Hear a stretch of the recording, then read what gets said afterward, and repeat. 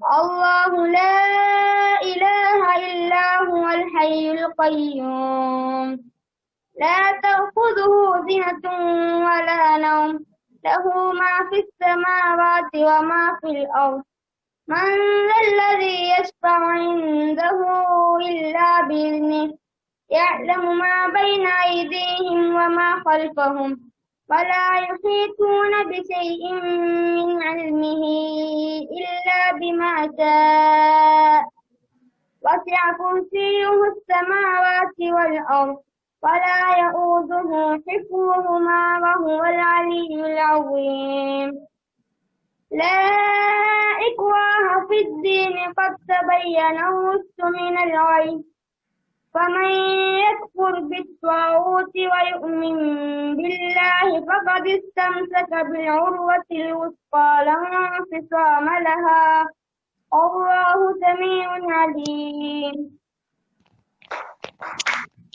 الله ولي الذين آمنوا يخرجهم من الظلمات إلى النور والذين كفروا أولياؤهم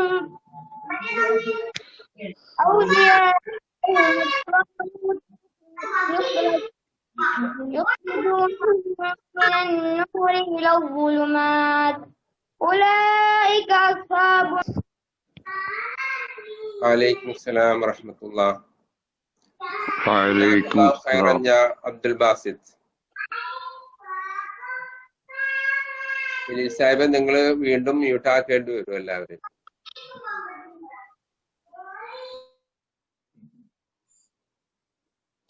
ബിസ്മില്ലാഹിർ റഹ്മാനിർ റഹീം. അസ്സലാമു അലൈക്കും വറഹ്മത്തുള്ളാഹി. Learners of Islam WhatsApp group സംഘടിപ്പിക്കുന്ന ഓൺലൈൻ പഠന പരമ്പരയുടെ ഇന്നത്തെ പരിപാടിയിൽ ഇവിടെ സംബന്ധിക്കുന്ന എല്ലാവരെയും സഹർഷം സ്വാഗതം ചെയ്യുകയാണ്. സുന്നത്തിന്റെ പ്രാമാണികതയും വിമർശിക്കപ്പെടുന്ന ഹദീസുകളും എന്ന വിഷയത്തില് ഇന്ന് 5ാമത്തെ എപ്പിസോഡാണ് നടക്കാൻ പോകുന്നത്.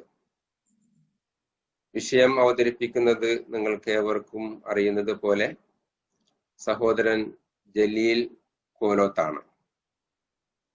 വിഷയം അവതരിപ്പിക്കാൻ ആദരപൂർവം ജലീൽ സാഹിബിനെ ക്ഷണിക്കുന്നു. അസ്സലാമു അലൈക്കും വറഹ്മത്തുള്ളാഹി. അൽഹംദുലില്ലാഹ്.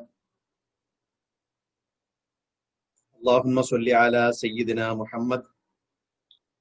اللهم رب اشرح لي صدري ويسر لي امري واحلل عقدة من لساني يفقهوا قولي.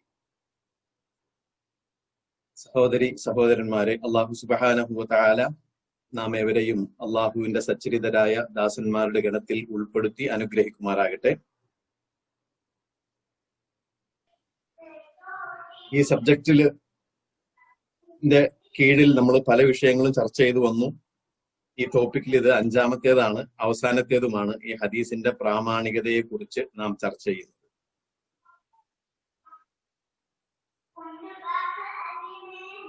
ആരെയാണ് ഇത് മുഖ്യമായിട്ടും പശ്ചാത്തലമാക്കുന്നത് എന്ന് ഒന്നുകൂടെ ഓർമ്മപ്പെടുത്തുകയാണ്.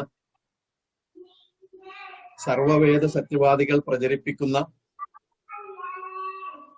ഇസ്ലാം വിരുദ്ധതകൾക്കാണ് ഇവിടെ മറുപടി പറഞ്ഞുകൊണ്ടിരിക്കുന്നത്. അക്കൂട്ടത്തിൽ നിരീശ്വരവാദികളും അതുപോലെ ക്രൈസ്തവ മിഷണറിയുടെ ആരോപണങ്ങളും സ്വാഭാവികമായി വരാറുണ്ട്. ഓക്കെ, അപ്പോൾ കഴിഞ്ഞ ആഴ്ച ഇവിടെ വിശദീകരിക്കപ്പെട്ടതിന്റെ ബാക്കി ഭാഗം, അല്ലെങ്കിൽ അവിടെ ഒരു സംഗതി വിട്ടുപോയിട്ടുണ്ട്, അത് കേൾപ്പിച്ചുകൊണ്ട് ഇന്നത്തെ വിഷയത്തിലേക്ക് പ്രവേശിക്കാം. ഇന്ന് ഒരു വേള അല്പം സ്പീഡിൽ പോയേക്കാം. അപ്പോൾ ഇൻഷാ അല്ലാഹ് എല്ലാവരും എന്നോടൊപ്പം ഉണ്ടാകണം എന്ന് അഭ്യർത്ഥിക്കുകയാണ്. കഴിഞ്ഞ ആഴ്ച നാം ചർച്ച ചെയ്തത് ഒറ്റ മിനിറ്റിൽ ഈ മൗലവി പറഞ്ഞു വച്ച അസത്യങ്ങൾ, ശുദ്ധ കളവുകൾ, 5 ശുദ്ധ കളവുകൾ കാണിക്കുകയും അപ്പറഞ്ഞ കളവുകളൊക്കെ ഹദീസിന്റെ പേരിലാണ് പറഞ്ഞത്. അങ്ങനെ ഒരൊറ്റ ഹദീസും ഇല്ല എന്ന് നമ്മൾ വളരെ കൃത്യമായി കഴിഞ്ഞ ക്ലാസ്സിൽ സവിസ്തരം ചർച്ച ചെയ്യുകയും അത് കാണിക്കുകയും ചെയ്യും. അപ്പോൾ കഴിഞ്ഞ ക്ലാസ്സിൽ കാണിക്കാൻ കഴിയാതെ പോയ ആ വിഷയത്തിന്റെ വളരെ ഗൗരവതരമായ മറ്റൊരു ആരോപണവും ആ ക്ലിപ്പിൽ അദ്ദേഹം പറഞ്ഞിരുന്നു. അത് കേട്ട ശേഷം ഇന്ന് പറയാൻ ഉദ്ദേശിക്കുന്ന കാര്യങ്ങളിലേക്ക് വരാം ഇൻഷാ അല്ലാഹ്.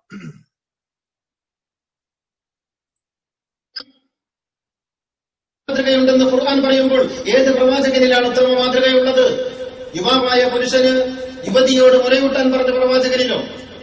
ഒരു പെണ്ണിനെ യുദ്ധഭൂമിയിൽ തന്റെ ഭർത്താവും പിതാവും കൊല്ലപ്പെട്ടിരിക്കുക ആ പെണ്ണിനെ കൂട്ടിക്കൊണ്ടുപോയി ബലാത്സംഗം ചെയ്ത പ്രവാചകനിലോ? ബലാത്സംഗം ചെയ്ത പ്രവാചകനിലോ? ബലാത്സംഗം ചെയ്ത പ്രവാചകനിലോ? ബലാത്സംഗം ചെയ്ത പ്രവാചകനിലോ? ബലാത്സംഗം ചെയ്ത പ്രവാചകനിലോ? ഇന്നാ ലില്ലാഹി വ ഇന്നാ ഇലൈഹി റാജിഊൻ. ഇതാണ് അദ്ദേഹം പറഞ്ഞ ഈ ക്ലിപ്പിലുള്ളത്. അതായത് സഫിയ റളിയല്ലാഹു അൻഹയെ ചരിത്രപരമായ അബദ്ധങ്ങളൊക്കെ കഴിഞ്ഞ ക്ലാസ്സിൽ കേൾപ്പിച്ചതാണ്. അതിന് പുറമെ പറഞ്ഞ വാക്കാണിത്. കൂട്ടിക്കൊണ്ടുപോയി ബലാത്സംഗം ചെയ്ത പ്രവാചകൻ, അയാൾ പറഞ്ഞതാണിത്. പിന്നെ ഈ കാര്യങ്ങൾ എല്ലാവരും ശ്രദ്ധിക്കുവാൻ വേണ്ടി ആ ബലാത്സംഗം എന്നുള്ള വാക്ക് ഞാൻ റിപ്പീറ്റ് ചെയ്ത് കൊടുത്തിട്ടുണ്ട്. ഇങ്ങനെ ഒരു ഹദീസിൽ ഇല്ല എന്നൊന്നും ഇനി ഞാൻ സ്ഥാപിക്കേണ്ട ആവശ്യമില്ല. കാരണം ഇത് എന്നെ കേൾക്കുന്ന ഇപ്പോൾ ഇവിടെ നിലവിൽ ഓൺലൈനിലുള്ള അദ്ദേഹത്തിന്റെ ഫാൻസ് ആണെങ്കിൽ പോലും ഈ പറയുന്നത് പച്ച കള്ളമാണ്, അങ്ങനെ ഒരു ഹദീസിലും ഉണ്ടാകില്ല എന്ന് അരിയാഹാരം കഴിക്കുന്ന ആർക്കും അറിയാം. എല്ലാവരും അരിയാഹാരം കഴിക്കുന്നവരാണ്, അയാളുടെ ഫാൻസുകളാണെങ്കിൽ പോലും. ആയതുകൊണ്ട് തന്നെ ഇനി അതിനെ വിശദീകരിച്ച് നമ്മുടെ സമയം പാഴാക്കേണ്ടതില്ല. പക്ഷെ ഇങ്ങനെയൊക്കെയാണ് അയാളുടെ മലിനമായ വായിൽ നിന്നും പുറത്തേക്ക് ചാടുന്ന ദുർഗന്ധത്തിന്റെ ആ മലിനത എത്രത്തോളം ഉണ്ട് എന്ന് കേൾപ്പിക്കുവാനും അറിയിക്കുവാനും വേണ്ടിയിട്ടാണ് ഇതിവിടെ ഇപ്പോൾ പ്ലേ ചെയ്തത്. ഇനി അടുത്ത വിഷയത്തിലേക്ക് വരാം. ഇന്ന് സാധാരണ പോലെയല്ല, സാധാരണ 1-2 ഹദീസുകൾ മാത്രം അല്ലെങ്കിൽ ഒരൊറ്റ ഹദീസ് മാത്രമാണ് നമ്മൾ ചർച്ച ചെയ്തിരുന്നത്. ഇന്ന് ഏറ്റവും ചുരുങ്ങിയത് ഒരു 5 എണ്ണമെങ്കിലും ചർച്ച ചെയ്യാൻ ഉദ്ദേശിക്കുന്നുണ്ട്.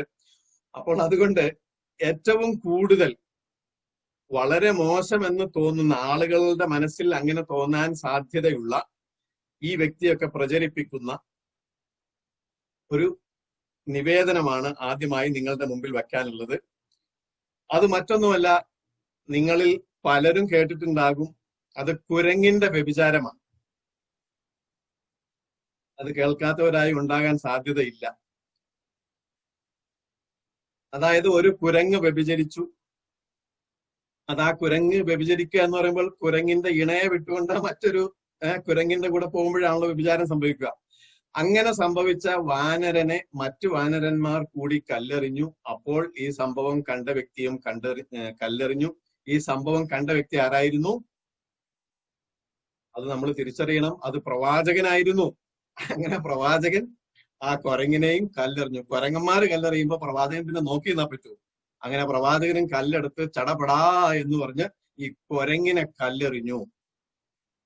ആരാ റിപ്പോർട്ട് ചെയ്തത്? ബുഖാരി റിപ്പോർട്ട് ചെയ്ത ഹദീസാണ്. ഇനിയിപ്പോ നിങ്ങൾ ആരും ഇത് കേട്ടിട്ടില്ല എങ്കിൽ ദാ നമുക്ക് മൗലവി പറഞ്ഞു തരും. നമുക്കൊന്ന് കേട്ടേച്ച് വരാം.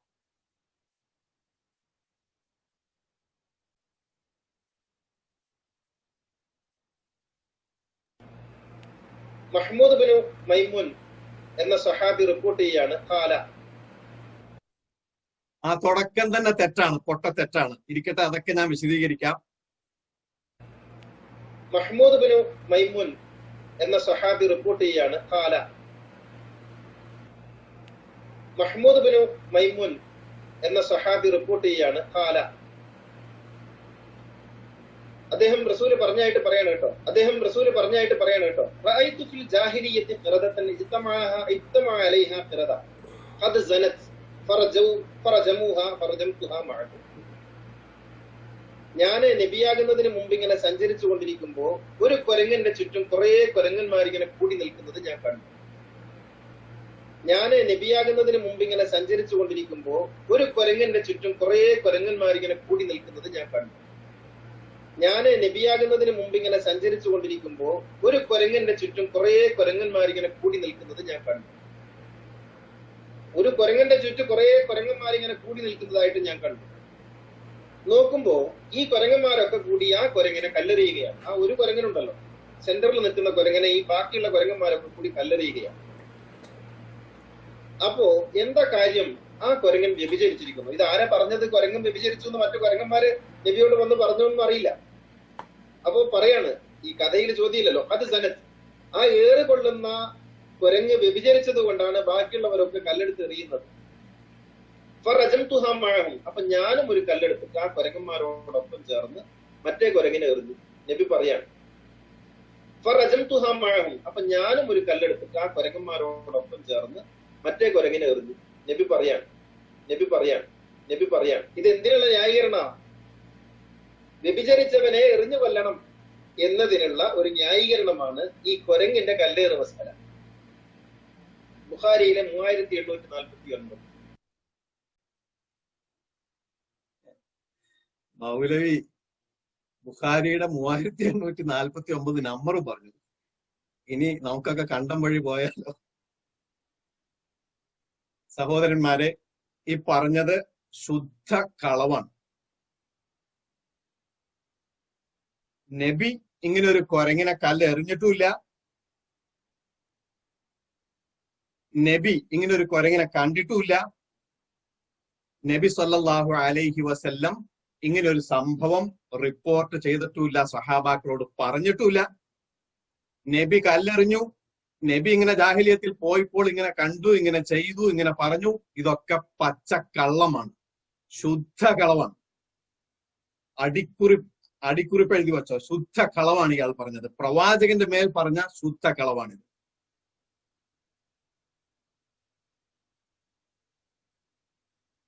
അള്ളാന്റെ റസൂൽ എന്താ പറഞ്ഞതെന്ന് അറിയാമോ? അത് ഞാൻ പിന്നീട് പറയാം.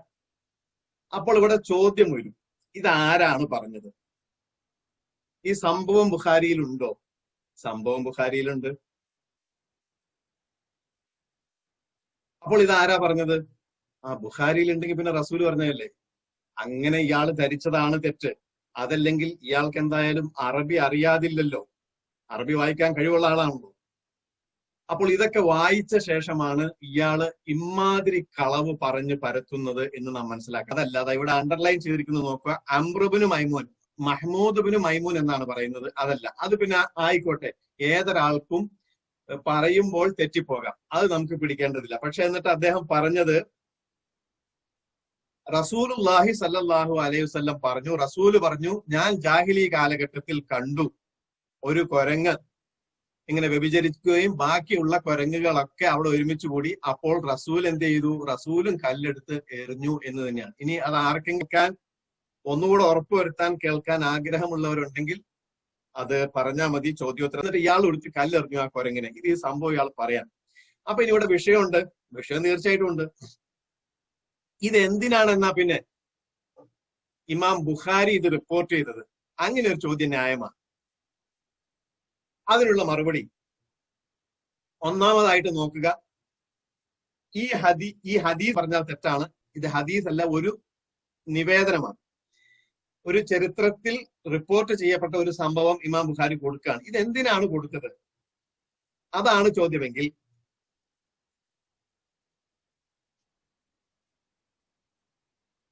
രണ്ടുപേര്, ഞാനിപ്പോ തന്നെ ഒന്ന് തിരിച്ചു വരാം. ആരാണ് കൈ ഉയർത്തിയെന്ന് വെച്ചാൽ ചോദ്യം ഉണ്ടെങ്കിൽ ഇപ്പൊ തന്നെ ചോദിച്ചോ. അതായത് മൗലവിയുടെ ക്ലാസ് പോലെ ഇവിടെ ചോദ്യം ചോദിക്കുന്നതിന് നമ്മൾ തടയുന്നില്ല. ഇപ്പൊ തന്നെ ഈ വിഷയത്തിൽ സംശയം ഉണ്ടെങ്കിൽ ചോദിച്ചോളി. അല്ലെങ്കിൽ ഞാൻ പറഞ്ഞു കഴിഞ്ഞിട്ടാണെങ്കിൽ എല്ലാ സംശയവും തീരും, അതായിരിക്കും നല്ലത്.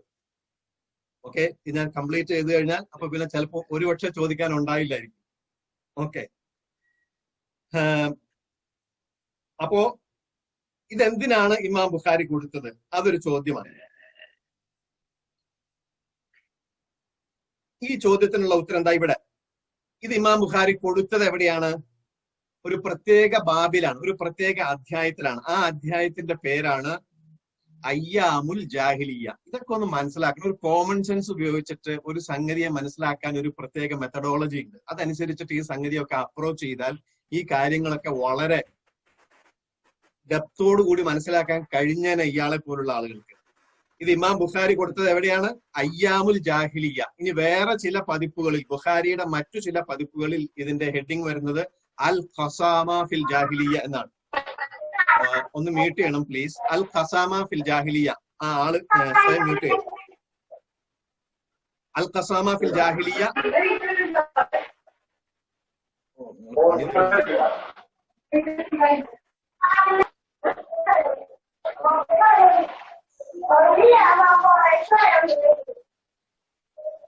Redmi please. റെഡ്മി ആരാണ്? റെഡ്മി ഹോസ്റ്റിന് മ്യൂട്ട് ചെയ്തൂടെ? അത് ഞാൻ മ്യൂട്ട് ചെയ്തു, പക്ഷെ മ്യൂട്ട് ആകുന്നില്ല. ഓക്കെ, ഇങ്ങനെ ഡിസ്റ്റർബ് ചെയ്യരുത് കേട്ടോ പ്ലീസ്. എല്ലാവരും മ്യൂട്ട് ചെയ്യുന്നുണ്ട്, പക്ഷെ മ്യൂട്ട് ആയിട്ടില്ലായിരുന്നു. എന്തുകൊണ്ടോ റെഡ്മി. അപ്പോൾ റെഡ്മി ഒന്ന് ശ്രദ്ധിക്കണം പ്ലീസ്. ഇങ്ങനെ പോയി കഴിഞ്ഞാൽ ഇന്ന് 5 ഹദീസ് ഒന്നും തീരില്ല. അപ്പോ ഈ ഹദീസ് കൊടുത്തിരിക്കുന്നത് എവിടെയാണെന്ന് പറഞ്ഞ അയ്യാമുൽ ജാഹിലിയ എന്ന അധ്യായത്തിലാണ്. അധ്യായത്തിന്റെ പേര് പ്രത്യേകം ശ്രദ്ധിക്കണം. അതുപോലെ വേറെ ചില പതിപ്പുകളിൽ ബുഖാരിയുടെ ഉള്ള ഹെഡിങ് ആണ് അൽ ഖസാമ ഫിൽ ജാഹിലിയ, ജാഹിലി കാലഘട്ടത്തിലെ ഭാഗധേയം അല്ലെങ്കിൽ ജാഹിലി ദിനങ്ങൾ എന്ന അധ്യായത്തിലാണ് ഈ റിപ്പോർട്ട് ഇമാം ബുഖാരി കൊടുത്തിരിക്കുന്നത്. അപ്പൊ ഇമാം ബുഖാരി വളരെ കണ്ണിങ്, വളരെ യുക്തിപരമായി കൊടുത്ത ഒരു റിപ്പോർട്ടാണ്. അത് വായിച്ച ആളുകൾക്ക് മനസ്സിലായില്ല, അത്രേ ഉള്ളൂ. അപ്പോ ജാഹിലി കാലഘട്ടത്തിൽ എന്തെല്ലാം നടക്കും? ഇതുപോലെയൊക്കെ ചെയ്യൂലോ. ജാഹിലി കാലഘട്ടത്തിലെ ആളുകൾ വളരെ വൃത്തികേടായിട്ടുള്ള പല സംഭവങ്ങളും ചെയ്തിട്ടുണ്ട്. അത് ഒരു മൃഗത്തെ പോലും ഈ നിലക്ക് അത് വ്യഭിചാരമാണെന്ന് അവർ തെറ്റിദ്ധരിക്കുകയും അങ്ങനെ മൃഗത്തെ പോലും കല്ലെറിയുകയും ചെയ്തു. ജാഹിലി കാലഘട്ടത്തിൽ, ജാഹിലി ദിനങ്ങളിൽ ആളുകളുടെ സ്വഭാവം ഇതായിരുന്നു എന്ന് കാണിക്കാൻ വേണ്ടി ഇത്തരത്തിൽ, കാരണം ഇദ്ദേഹം ആരാണ്? അംർ ഇബ്നു മൈമൂൻ എന്നുകൂടെ കാണിക്കേണ്ടതുണ്ട്. അപ്പൊ ഒന്നാമത്തെ കാര്യം ഇതാണ്, കണ്ടില്ലേ? ഖദ് സനത്ത് ഫറജമൂഹ ഫറജംതുഹ. ഈ അംർ പറയാണ്, ആ മൃഗങ്ങൾ കല്ലെറിഞ്ഞു, ഫറജംതുഹ, അപ്പോൾ ഞാനും കല്ലെറിഞ്ഞു എന്ന്. ഈ അംറിന്റെ ഒക്കെ കാര്യം അത്രേ ഉള്ളൂ. അതായത് ജാഹിലി കാലഘട്ടത്തിൽ ആരായിരുന്നാലും ഇതുപോലത്തുള്ള പല പ്രവൃത്തികളും ചെയ്തിട്ടുണ്ട്. അതുപോലെ പരിശുദ്ധ ഖുർആനിൽ ഇതിനേക്കാളും വലിയ കാര്യങ്ങൾ പറഞ്ഞിട്ടുണ്ട്. ഇനി അങ്ങോട്ട് പോയി കഴിഞ്ഞാൽ നമ്മുടെ വിഷയം തീരാത്തതുകൊണ്ട് അങ്ങോട്ടൊന്നും പോകുന്നില്ല. അപ്പോൾ ജാഹിലി കാലഘട്ടത്തിൽ ഇങ്ങനെ പല അസംബന്ധങ്ങളും ആളുകൾ ചെയ്തിട്ടുണ്ട് എന്ന് കാണിക്കാൻ വേണ്ടി അയ്യാമുൽ ജാഹിലിയ അല്ലെങ്കിൽ അൽ ഖസാമ ഫിൽ ജാഹിലിയ എന്നൊരു അധ്യായം തന്നെ കൊടുത്ത് അതിന്റെ അടിയിൽ കൊണ്ടുവരുന്നതാണ് ഇത് ഇമാം ബുഖാരി. ഇതുപോലെ തന്നെ ഇതേ ചാപ്റ്ററിലുള്ളത് നമ്മളൊക്കെ എടുത്തു നോക്കിക്കഴിഞ്ഞാൽ എല്ലാം ജാഹിലി കാലഘട്ടത്തിൽ നടന്നിരുന്നതും ജാഹിലി കാലഘട്ടത്തിൽ ആ ഇഗ്നറൻസ് ഇറയിൽ അവർ പറഞ്ഞതും ചെയ്തതുമായിട്ടുള്ള കാര്യങ്ങളാണ് ഈ ചാപ്റ്ററിൽ കൊടുത്തിരിക്കുന്നത്. ഓക്കെ, ഇതൊന്ന്. ഇനി രണ്ടാമത്തത്, ഇതിൽ നിന്ന് നമുക്ക് മനസ്സിലാക്കാനുള്ള മറ്റൊരു പാഠം ഇതാ. ഹാദൽ ഖബർ, കണ്ടില്ലേ? ഈ വൃത്താന്തം, ഇതിനെ ഹദീസ് എന്നല്ല പറഞ്ഞത്, ഇത് റവാഹു അംർ ഇബ്നു മൈമൂൻ. അംർ ഇബ്നു മൈമൂൻ എന്നുള്ള വ്യക്തിയിൽ നിന്ന് ഉദ്ധരിക്കപ്പെട്ടിട്ടുള്ളതാണ്. വഹുവ മിൻ കിബാരി താബിഈൻ. ഇതാണ് പോയിന്റ്. ഇതാണ് മറ്റൊരു പോയിന്റ്.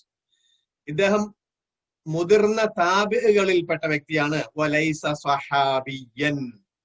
വലൈസ സ്വഹാബിയൻ. ഒന്ന് മനസ്സിലാക്കുക, നിങ്ങൾ കൃത്യമായി മനസ്സിലാക്കണം. സ്വഹാബി പോലും അല്ലാത്ത ഒരു വ്യക്തി പറഞ്ഞ ഒരു വാക്കെടുത്തിട്ടാണ് ഈ മൊയ്ലിയാര് ഇത് പ്രവാചകനിലേക്ക് ചേർത്ത് പറഞ്ഞത്. ഒന്ന് ആലോചിച്ച് നോക്കിയേ. ഇയാളുടെ നെറികേട് എത്രത്തോളം ഉണ്ടെന്ന് ആലോചിച്ച് നോക്കുക. സ്വഹാബി പോലുമല്ല, ആലോചിക്കണം, കൃത്യമായി മനസ്സിലാക്കണം. വലൈസ സ്വഹാബിയൻ, സ്വഹാബി പോലുമല്ല. വ ഇന്നമാ ഹുവ മിമ്മൻ അദ്റക്കൽ ജാഹിലിയ്യ. പക്ഷേ അദ്ദേഹം ജാഹിലി കാലഘട്ടത്തെ കുറിച്ച് സംസാരിക്കുന്നുണ്ടല്ലോ. അപ്പൊ എന്താണ് സംഭവം? അദ്ദേഹം ജാഹിലി കാലഘട്ടത്തിൽ ജീവിച്ചിരുന്ന വ്യക്തിയാണ്. വ അസ്ലമ ഫി അഹദിൻ നബിയ്യി സ്വല്ലല്ലാഹു അലൈഹി വസല്ലം. പ്രവാചകന്റെ കാലഘട്ടത്തിൽ ഇസ്ലാം സ്വീകരിക്കുകയും ചെയ്തു. വലാകിന്നഹു ലം യറ. എങ്കിൽ പക്ഷെ അദ്ദേഹം പ്രവാചകനെ കണ്ടുമുട്ടിയിട്ടില്ല. കാരണം അദ്ദേഹം യമനിലോ മറ്റോ ആയിരുന്നു. അങ്ങനെ യമനിൽ നിന്നും പിന്നീട് ഡമാസ്കസിലേക്ക് എത്തുകയും അവിടെ താമസിക്കുകയും പിന്നീട് അവിടെ നിന്ന് കൂഫയിലേക്ക് വരികയും ഒക്കെയാണ് ചെയ്തിട്ടുള്ളൂ. പക്ഷെ മദീനയിൽ വന്ന് പ്രവാചകനെ കണ്ടില്ല. മാത്രവുമല്ല വലം യറുവി അൻഹു, അങ്ങനെ പ്രവാചകനിൽ നിന്ന് ഒന്നും റിപ്പോർട്ട് ചെയ്തിട്ടുമില്ല. അങ്ങനെയുള്ള ഹദീസും ഇദ്ദേഹം റിപ്പോർട്ട് ചെയ്തിട്ടില്ല പ്രവാചകനിൽ നിന്ന്. ഉള്ള ആളുകൾക്ക് പറയപ്പെടുന്ന പേരാണ് മുഖദ്രം. തർജമ ലഹുൽ ഹാഫിൾ ഫിൽ തഖ്രീബ്. തഖ്രീബിൽ ഇമാം ഇബ്നു ഹജർ അൽ അസ്കലാനി ഇദ്ദേഹത്തെ പരിചയപ്പെടുത്തിയിട്ടുണ്ട്. ഫഖാല മുഖദ്രമുൻ മഷ്ഹൂർ. വളരെ സുപ്രസിദ്ധനായ ഒരു മുഖദ്രമാണ് ഇദ്ദേഹം.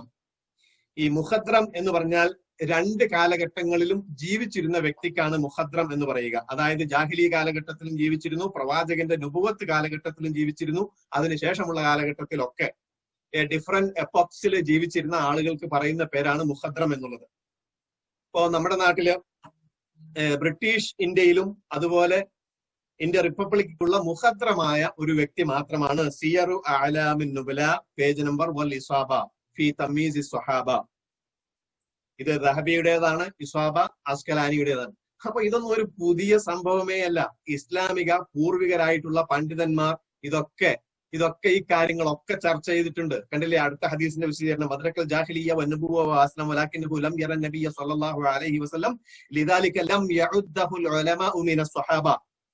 ഇങ്ങനെ പ്രവാചകനെ കാണുകയോ പ്രവാചകനിൽ നിന്ന് ഒന്നും റിപ്പോർട്ട് ചെയ്യുവാനോ ഉള്ള സാഹചര്യം ഉണ്ടാകാത്തത് കൊണ്ട് ലം യഉദ്ദഹുൽ ഉലമാഉ മിനസ് സ്വഹാബ, സ്വഹാബികളിൽപ്പെട്ടതായിട്ട് ഇദ്ദേഹത്തെ എണ്ണിയിട്ടില്ല. വ ഇന്നമാ മിനൽ മുഖദ്രമീൻ മിൻ കിബാരി താബിഈൻ. ഇത് മറ്റൊരു വിശദീകരണമാണ്. ഇനി ഇത് മറ്റൊരു വിശദീകരണമാണ്. ഫഇന്നമാ അഖ്റജഹൽ ബുഖാരി ദലാലത്തൻ അലാ അന്ന അംർ ഇബ്നു മൈമൂൻ ഖദ് അദ്റകൽ ജാഹിലിയ്യ വലം യുവാലി ബിദന്നിഹി അല്ലദീ വന്നഹു ഫിൽ ജാഹിലിയ്യ. കണ്ടില്ലേ ഇവിടെ ഖുർതുബി പറയാണ് വലം യുബാലി, ഇമാം ബുഖാരി അത് പരിഗണിച്ചിട്ടേ ഇല്ല. ബിദന്നിഹി അല്ലദീ വന്നഹു ഫിൽ ജാഹിലിയ്യ, അയാൾക്ക് ജാഹിലി കാലഘട്ടത്തിൽ എന്തെങ്കിലും തോന്നിയിട്ടുണ്ടാവും, അതൊന്നും ഇവിടെ ഇമാം ബുഖാരി പരിഗണിച്ചിട്ടേ ഇല്ല. അതൊന്നും അല്ലല്ലോ വസ്തുത. അപ്പോ ജാഹിലി കാലഘട്ടത്തിൽ ഇങ്ങനെയായിരുന്നു എന്ന് കാണിക്കുവാനും ഇയാൾ ജാഹിലി കാലഘട്ടത്തിലും അതുപോലെ ഇസ്ലാമിക കാലഘട്ടത്തിലും ജീവിച്ചിരുന്ന, നുബുവത്തിന്റെ കാലഘട്ടത്തിലും ജീവിച്ചിരുന്ന ഒരു മുഖദ്രം ആയിരുന്നു, 2 എപ്പക്സിലും ജീവിച്ചിരുന്ന വ്യക്തി ആയിരുന്നു എന്ന് കാണിക്കാൻ വേണ്ടി മാത്രമാണ് ഇത് റിപ്പോർട്ട് ചെയ്തത് എന്നാണ് ഇവിടെ പറഞ്ഞിരിക്കുന്നത്.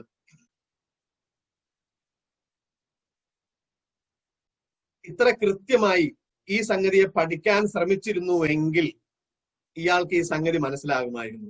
പക്ഷെ ഇദ്ദേഹം എന്ത് ചെയ്തു?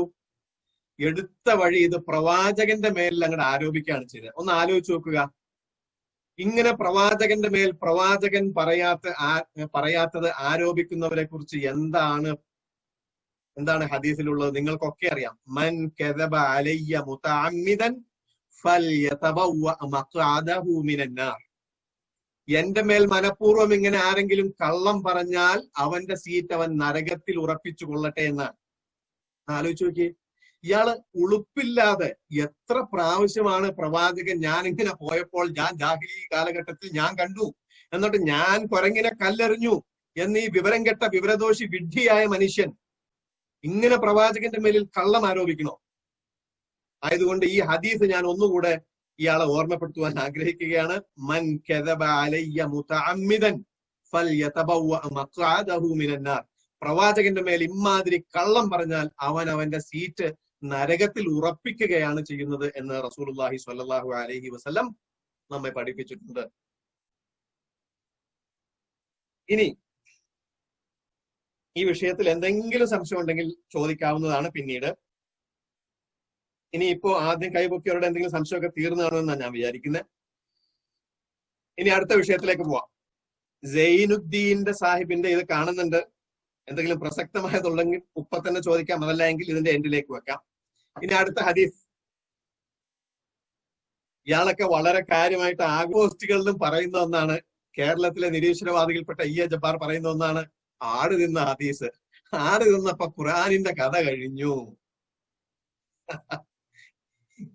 ഇതൊക്കെ ഇങ്ങനെ ഉദ്ധരിച്ച് പാടിക്കൊണ്ട് നടക്കുന്ന ഇയാളോടൊക്കെ നമുക്ക് സഹതാപമാണ് തോന്നുന്നത്. ആട് നിന്ന് കഥ കഴിഞ്ഞ ഖുർആൻ, എന്താണ് കഥ ഇത്? സത്യത്തിൽ ആട് തിന്ന ഒരു ഹദീസ് അല്ലെങ്കിൽ ഹദീസ് എന്ന് പറയപ്പെടാവുന്ന ഒന്ന് റിപ്പോർട്ട് ചെയ്യപ്പെട്ടിട്ടുണ്ട്. അത് സാധാരണഗതിയിൽ ഈ ആളുകൾ ഉദ്ധരിക്കുന്നത് ഇത് ബുഖാരി റിപ്പോർട്ട് ചെയ്തതല്ലേ, ഇങ്ങനെ ബുഖാരി റിപ്പോർട്ട് ചെയ്തല്ലേ എന്നാണ്. ഇത് പഴയ കാലം മുതൽ ഇവർ അങ്ങനെയാണ് പറയാറ്.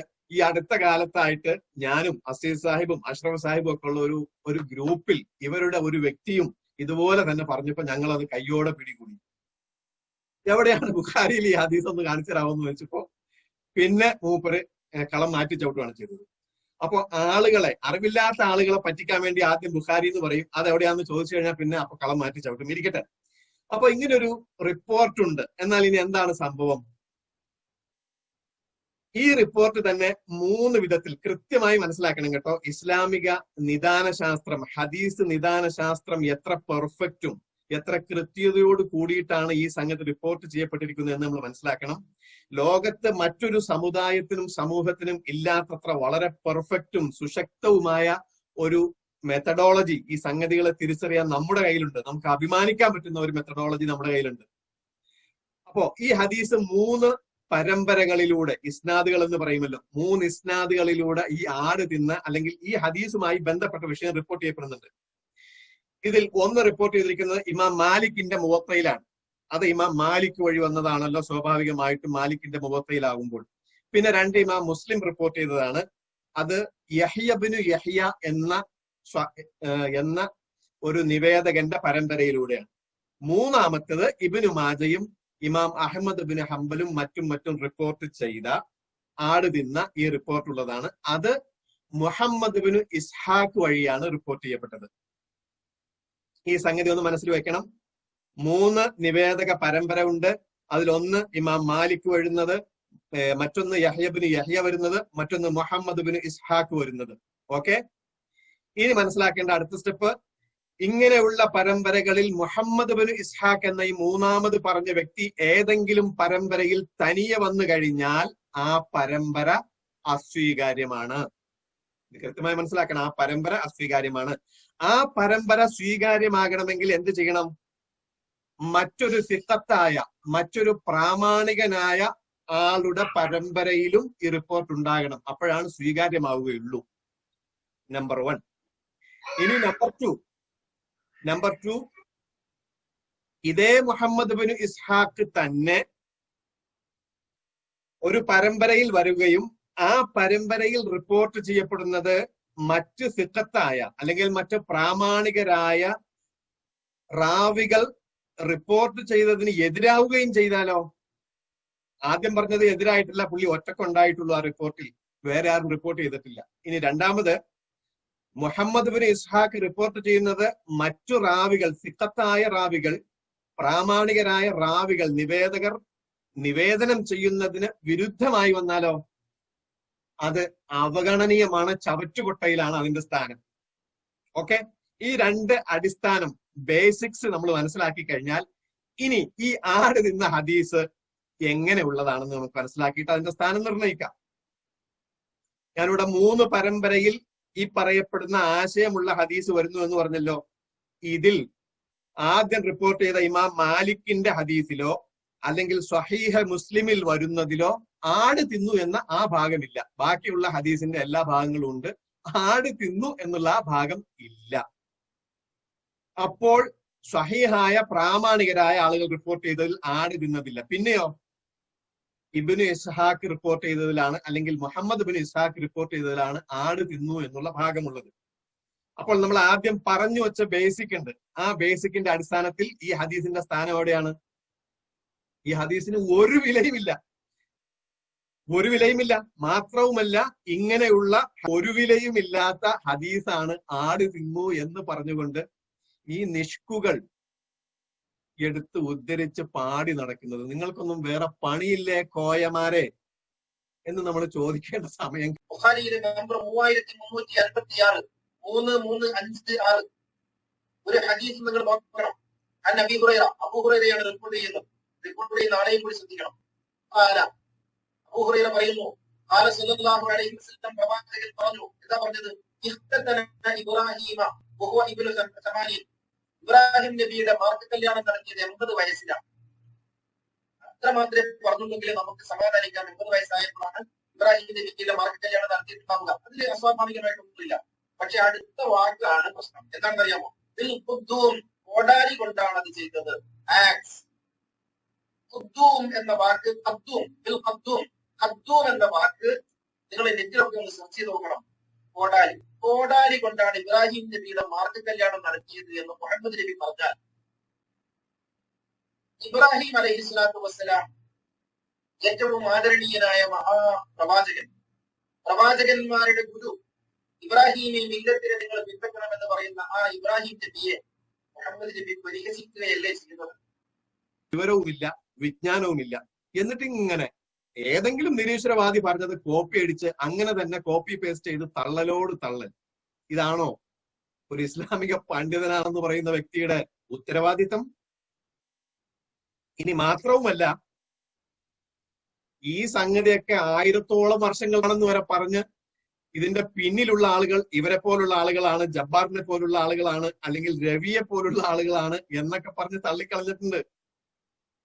സൂറത്തുൽ അഹ്സാബിന്റെ 1-ാമത്തെ വ്യാഖ്യാനം എടുത്ത് നോക്കിയാൽ മതി. ആര്? ഇമാം സമഖ്ശരിയൊക്കെ ഏകദേശം 900 വർഷങ്ങൾക്ക് മുമ്പ് ജീവിച്ചിരുന്ന വ്യക്തിയാണ് സമഖ്ശരി. അദ്ദേഹത്തിന്റെ തഫ്സീറുകളിൽ പോലും ഈ സംഭവമൊക്കെ പറയുന്നുണ്ട്. അപ്പൊ അങ്ങനെയുള്ള ഒരു വിജ്ഞാനം ഇല്ലാതെ കണ്ടോ,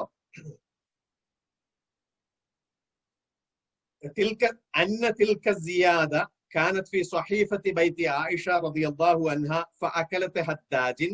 അങ്ങനെ ഒരു സിയാദ, ഒരു അധികപ്പറ്റായിട്ടുള്ള അല്ലെങ്കിൽ ഒരു സംഗതി ഉണ്ടായിരുന്നു, അത് തിന്നു എന്ന് പറയുന്ന ആ അധികം ചേർന്നിരിക്കുന്ന ഹദീസ് ഫമിൻ തഅലീഫാത്തിൽ മലാഹിദത്തി വറവാഫിദ്. കണ്ടില്ലേ? അത് ഷിയാക്കളുടെയും അതുപോലെ നിരീശ്വരവാദികളുടെ ഒക്കെ പാട്ടാണ്. അവരുടെ എന്താണ്,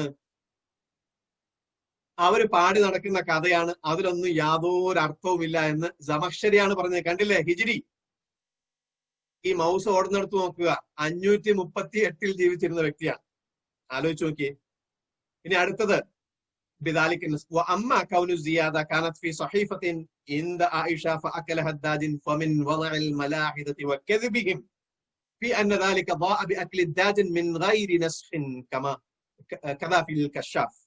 ഇത് ഖുർത്തുബി പറഞ്ഞതാണ്.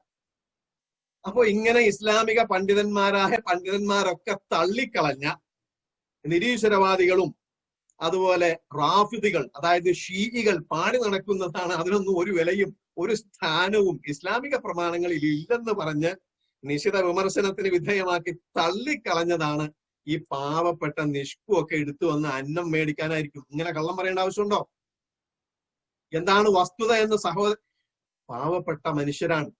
ഇയാളുടെ ഫാനുകളായി ചേർന്നിരിക്കുന്ന പലർക്കും ഈ വസ്തുത അറിയില്ല. അവർക്കൊക്കെ അള്ളാഹു ഈ സത്യത്തിന്റെ വെളിച്ചം കാണിച്ചു കൊടുക്കുമാറാകട്ടെ എന്ന് നമുക്ക് പ്രാർത്ഥിക്കാം. പലർക്കും അറിയില്ല. അവരൊക്കെ പാവങ്ങളാണ്, ശുദ്ധഗതിക്കാരാണ്. ഇയാൾ ഈ പറയുന്ന നുണ കേട്ടിട്ട് അതിൽ വിശ്വസിച്ച് അയാളുടെ പിന്നാലെ കൂടിയതാണ്. അപ്പം ആട് സംഭവത്തിൽ എന്താണ് സംഭവിച്ചിരിക്കുന്നത് എന്നുള്ളത് നാം കണ്ടു കഴിഞ്ഞു. ഇനി അതിന്റെ ഒരു എക്സ്ട്രീം ലെവലിലേക്ക് നമുക്ക് പോവാം.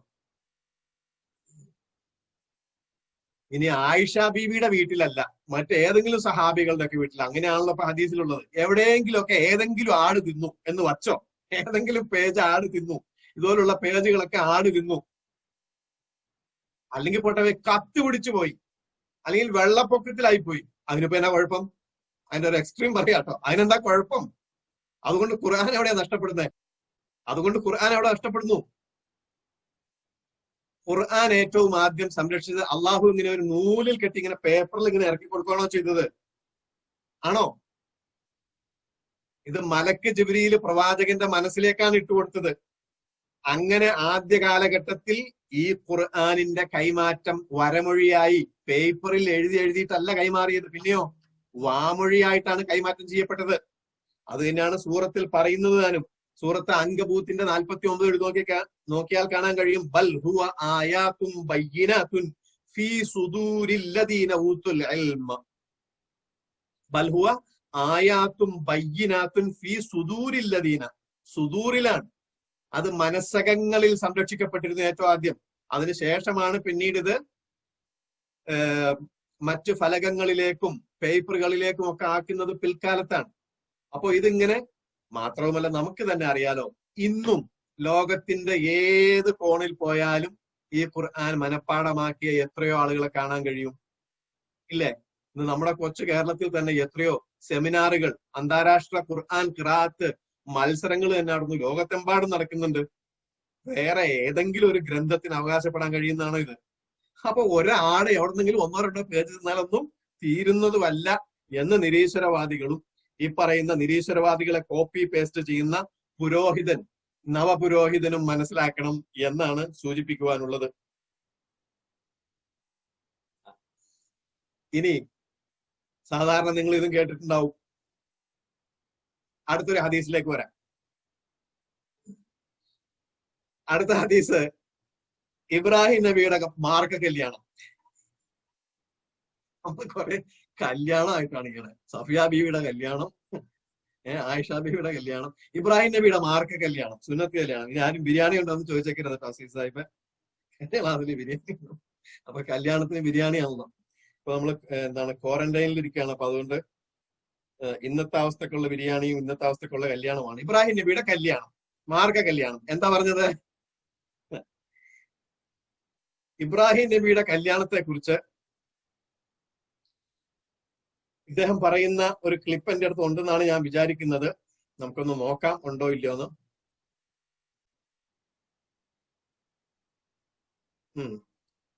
അത് എന്റെ അടുത്ത് എടുത്തിട്ടില്ല എന്താണെങ്കിലും.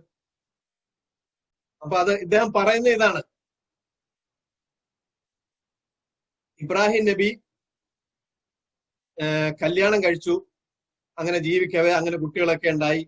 ഒരു 80 വയസ്സായപ്പോഴാണ് ഇബ്രാഹിം നബിയോട് അള്ളാഹു ചേലാകർമ്മത്തിന് ഈ സർക്കംസിഷൻ ചെയ്യാനുള്ള കൽപ്പന കൊടുക്കുന്നത്. അങ്ങനെ ഇബ്രാഹിം നബി കൽപ്പന കിട്ടിയപ്പോ തന്നെ എന്ത് ചെയ്തു? മൂപ്പരെ മാർക്ക കല്യാണം ചെയ്തു. ഇയാളുടെ ക്ലിപ്പിൽ പറയുന്നുണ്ട്, ഞാൻ മറന്നുപോയതാണ്, എടുത്തൊക്കെ അല്പം തിരക്കായി പോകുന്നത്. അപ്പൊ ഇയാൾ പറയാണ് അതിനൊന്നും കുഴപ്പമൊന്നുമില്ല, പക്ഷെ കുഴപ്പം അടുത്ത വാക്കിലാണ്. എന്താണ് കുഴപ്പം? നിങ്ങളും കൂടെ ആ ക്ലിപ്പ് കേട്ടാലാണ് അതിന്റെ ശരിയായിട്ടുള്ള ഇത് കിട്ടുള്ളൂ. കുഴപ്പം അടുത്ത വാക്കിലാണ്. എന്താണ് കുഴപ്പം എന്നറിയുമോ? ഇഖ്തതന ഇബ്രാഹിം ബിഖദ്ദൂം. ഇബ്രാഹിം നബി, നിങ്ങളിൽ പലരും കേട്ടിട്ടുണ്ടാവും, കോടാലി കൊണ്ടാണ് മാർക്കം ചെയ്തത്. ലജ്ജയില്ലേ മൗലവി നിങ്ങൾക്ക് ഇതൊക്കെ ഇങ്ങനെ പറഞ്ഞുകൊണ്ട് കിടക്കാൻ? ഇത് വലിയൊരു പ്രശ്നമാണ് പുള്ളിക്ക്. കോടാലി കൊണ്ട് എങ്ങനെ ഇബ്രാഹിം മൗലവി ലോകത്താണ് ജീവിക്കുന്നത്? കഴിഞ്ഞ ആയിഷ ബീബിയുടെ വിവാഹത്തെ കുറിച്ച് പറഞ്ഞപ്പോൾ നമ്മളൊരു ആന്ത്രോപോളജിക്കൽ ഫാലസിയെ കുറിച്ച് പറഞ്ഞിരുന്നു. ഇയാളിപ്പോ ഇന്നിന്റെ ലോകത്തിരുന്ന് ചിന്തിക്കുകയാണ്. ഇന്നിപ്പോ ഒരു സർജറി ചെയ്യുകയാണെങ്കിൽ, ഇന്നിപ്പോ സുന്നത്ത് തന്നെ ചെയ്യുകയാണെങ്കിൽ, ഇപ്പൊ ഇന്ന് നമ്മൾ ഹോസ്പിറ്റലിൽ കൊണ്ടുപോകും. ഡോക്ടേഴ്സ് നല്ല സ്റ്റെറൈൽ കണ്ടീഷനിൽ നല്ല സർജിക്കൽ നൈഫൊക്കെ ഉപയോഗിച്ചിട്ട് ആ ഏരിയ ഒക്കെ നന്നായി സ്റ്റെറൈൽ ചെയ്ത് നശീകരണമൊക്കെ നടത്തി വളരെ കൃത്യമായിട്ടായിരിക്കും ചെയ്യുക. അന്ന് ഇതെന്താണ്? ഇത് എന്നത്തെ കാര്യം പറയുന്നത്? BC 2nd Millennium. ആലോചിച്ച് നോക്കുക, 4000 വർഷങ്ങൾക്ക് മുമ്പ് നടന്ന ഒരു സംഭവം ഇന്നിന്റെ ഈ ലോകത്തിരുന്ന് ഇയാള് വിലയിരുത്തിയാണ്. കോടാലി കൊണ്ടാണ് ഇബ്രാഹിം നബി മാർക്ക കല്യാണം ചെയ്താൽ എനിക്ക് വിശ്വസിക്കാൻ പറ്റൂല. അത് എത്ര അസംബന്ധമാണ്, എത്ര അശ്ലീലമാണ് ഈ പറയുന്നത്. എന്നിട്ട് മൂപ്പരൊരു ഉപദേശം നൽകുന്നുണ്ട്. നിങ്ങൾ ഡിക്ഷണറി എടുത്ത് നോക്കണം ഖദ്ദൂമിന് എന്താണ് അർത്ഥം. അപ്പൊ നിങ്ങൾക്ക് കാണാൻ കഴിയും ഖദ്ദൂമിന്റെ അർത്ഥം ആക്സ് എന്നാണ്. ആണോ? പുള്ളി ഡിക്ഷണറി നോക്കാൻ പറഞ്ഞതല്ലേ എന്ന് ഓർത്ത് ഞാൻ ഡിക്ഷണറി നോക്കാൻ പോകില്ല. എനിക്ക് എന്റെ കോമൺ സെൻസ് ഉപയോഗിച്ച് ചിന്തിച്ചാൽ മതി. ഈ 4000 വർഷങ്ങൾക്ക് മുമ്പ് അന്നുണ്ടായിരുന്ന ഒരു ഉപകരണം, അന്നുണ്ടായിരുന്ന ഒരു ടൂള്, ഇങ്ങനെ മുറിക്കാൻ വേണ്ടി ഉപയോഗിക്കുന്ന എന്താണോ ആ ഒരു ടൂൾ. ഖദ്ദൂം എന്ന് പറഞ്ഞാൽ ഇന്ന് നമ്മൾ സങ്കല്പിക്കുന്ന ആ ആക്സ് അല്ലെങ്കിൽ കോടാലി അല്ലെങ്കിൽ പിക്കാക്സ് ഒന്നും ആണോന്നില്ല. അന്നത്തെ രൂപത്തിലുള്ള ഒരു സംഗതി. അത് ചിലപ്പോൾ ചെറുതാകാം, ചിലപ്പോൾ വലുതാകാം. സ്റ്റോൺ ഏജിനൊക്കെ ശേഷമുള്ളതാകുമ്പോൾ അതിന്റെ എല്ലാ പരാധീനതകളും എല്ലാ ന്യൂനതകളും ആ ഉപകരണത്തിലുണ്ടാവും. അതൊക്കെ നമ്മൾ മനസ്സിലാക്കണം. അപ്പോൾ അങ്ങനെ കോമൺ സെൻസ് ഉപയോഗിച്ച് ഞാൻ മനസ്സിലാക്കിയിരുന്ന ഒരു സംഗതിയാണ്. പക്ഷെ ഇയാള് ഡിക്ഷണറി നിങ്ങൾ നോക്കുന്നു പറഞ്ഞപ്പോ എന്നാ പിന്നെ ഇനി വിട്ടാ പറ്റൂല്ലോ. ഞാന് ഇന്ന് ജുമയ്ക്ക് ശേഷം ഞാൻ ഡിക്ഷണറി ഒന്ന് പരതി. അപ്പൊ ഡിക്ഷണറിയില് ആക്സ് എന്ന് മാത്രമാണോ ഉള്ളോ അതോ ഇനി മറ്റെന്തെങ്കിലും അർത്ഥമുണ്ടോ എന്ന് പരിശോധിച്ചപ്പോൾ നമുക്കൊന്ന് കണ്ടേച്ചു വരാം ഇൻഷാ അല്ലാ. ഡിക്ഷണറിയിൽ ഖദ്ദൂം എന്ന് പറയുമ്പോൾ ഖദ്ദൂം ആലത്തുൻ ലിന്നഹ്ത്, അതായത് കൊത്തുപണിക്കുള്ള ഒരു ഉപകരണം. ഇയാള് മനസ്സിലാക്കിയത് മാത്രമല്ല അർത്ഥം, കൊത്തുപണിക്കുള്ള ഉപകരണം. വൻ നജ്ജർ, കാർപ്പൻട്രിക്കും ഉള്ള ഒരു ഉപകരണം. ഇനി ഇതിന്റെ ഇംഗ്ലീഷ് എന്താണ്? കണ്ടില്ലേ? ഖദ്ദൂം അദാത്തുൻ ലിന്നഹ്ത്, കൊത്തുപണിക്കുള്ള ഒരു ഉപകരണമാണ്. അതിന്റെ ഇംഗ്ലീഷ് ആഡ്സ്. ആഡ്സ് എന്നുള്ളതാണ് അതിന്റെ ഇംഗ്ലീഷ്. അതായത് ഉളി. ഖദ്ദൂം ഇയാൾ ഡിക്ഷണറി നോക്കാൻ പറഞ്ഞു. ഞാൻ ഡിക്ഷണറി നോക്കിയപ്പോൾ കിട്ടിയ അർത്ഥമാണിത്. ഇനി ആഡ്സിന്റെ അർത്ഥം നോക്കാം. മരം ആകൃതിയാക്കാൻ ഉപയോഗിക്കുന്ന മൂർച്ച ഉള്ള ഉപകരണം. നല്ല ആകൃതികളൊക്കെ ചെത്തുമിനുക്കാൻ ഉണ്ടാക്കുന്നത്, വളഞ്ഞ വായ്ത്തലുള്ള ഒരുതരം ഉളി. ആഹാ, അപ്പൊ എത്ര തരത്തിൽ ഉളിയുണ്ട്. നമ്മുടെ ആശാരിമാരുടെ ഉളിയൊക്കെ ഒന്ന് എടുത്തു നോക്കിയേ. വീതിയുള്ള ഉളിയുണ്ട്, വീതി കുറഞ്ഞ ഉളിയുണ്ട്, 2 വായ്ത്തലുള്ള ഉളിയുണ്ട്. അപ്പൊ എന്റെ പൊന്ന് മൊയിലാര, ഇതൊക്കെ ഇങ്ങനെയൊന്ന് മനസ്സിലാക്ക്. ഈ പുരോഹിതന്റെ കാര്യം വല്ലാത്ത കഷ്ടമാണ്. പുള്ളി എന്തെങ്കിലും കിട്ടുമ്പോൾ എടുത്തു ചാടി അതിനൊക്കെ നിഷേധിക്കാനാണ്. ഒരു കോമൺ സെൻസ് ഉപയോഗിച്ച് ഈ സംഗതിയൊക്കെ ഒന്ന് ചിന്തിച്ചു കഴിഞ്ഞാൽ ഇയാൾക്ക് തന്നെ കണ്ടെത്താവുന്നതേ ഉള്ളൂ. പക്ഷേ അദ്ദേഹത്തിന്റെ ചില താല്പര്യങ്ങൾക്ക് അത് വിരുദ്ധമായതുകൊണ്ടാകാം ഇങ്ങനെയൊക്കെ പറഞ്ഞത്. ഇനി കോടാലി ഉപയോഗിച്ചിട്ട് ഇബ്രാഹിം നബി മാർക്ക കല്യാണം ചെയ്തതിലാണ് ഇയാളുടെ വിഷയമെങ്കിൽ, ഇയാളുടെ വിഷയം അതിലാണല്ലോ, ഇതിനെ നിഷേധിക്കാനോ ഇതിനെ വിമർശിക്കാനോ ഇയാൾക്ക് യാതൊരു യോഗ്യതയുമില്ല.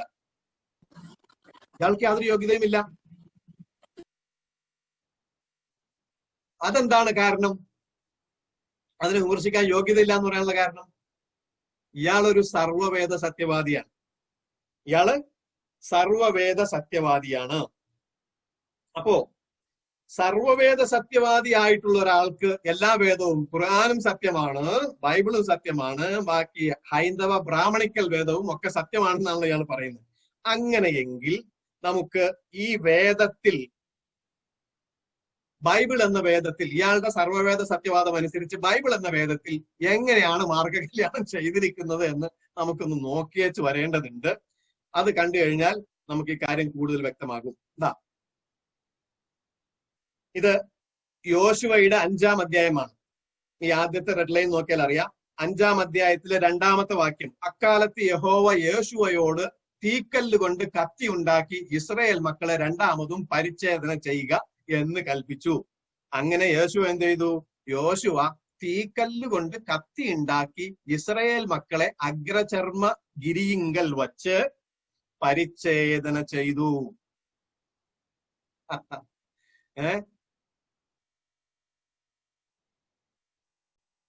ഉണ്ടല്ലേ? അപ്പൊ ഇവിടെ ഒരു ആക്സെങ്കിലും ഉണ്ടായിരുന്നു, ഒരു കോടാലിയെങ്കിലും ഉണ്ടായിരുന്നു. ഇയാളുടെ സർവവേദത്തിലോ ഇയാള് സത്യമാണെന്ന് പറയുന്ന ഈ വേദത്തിൽ എന്താ ഉള്ളത്? കല്ലുകൊണ്ട് ചെയ്തു എന്നാണ്. അപ്പൊ ഇയാൾ ഒരു ഹദീസ് നിഷേധിക്കുകയും ഇത് സ്വീകരിക്കുകയും ചെയ്യുന്നു.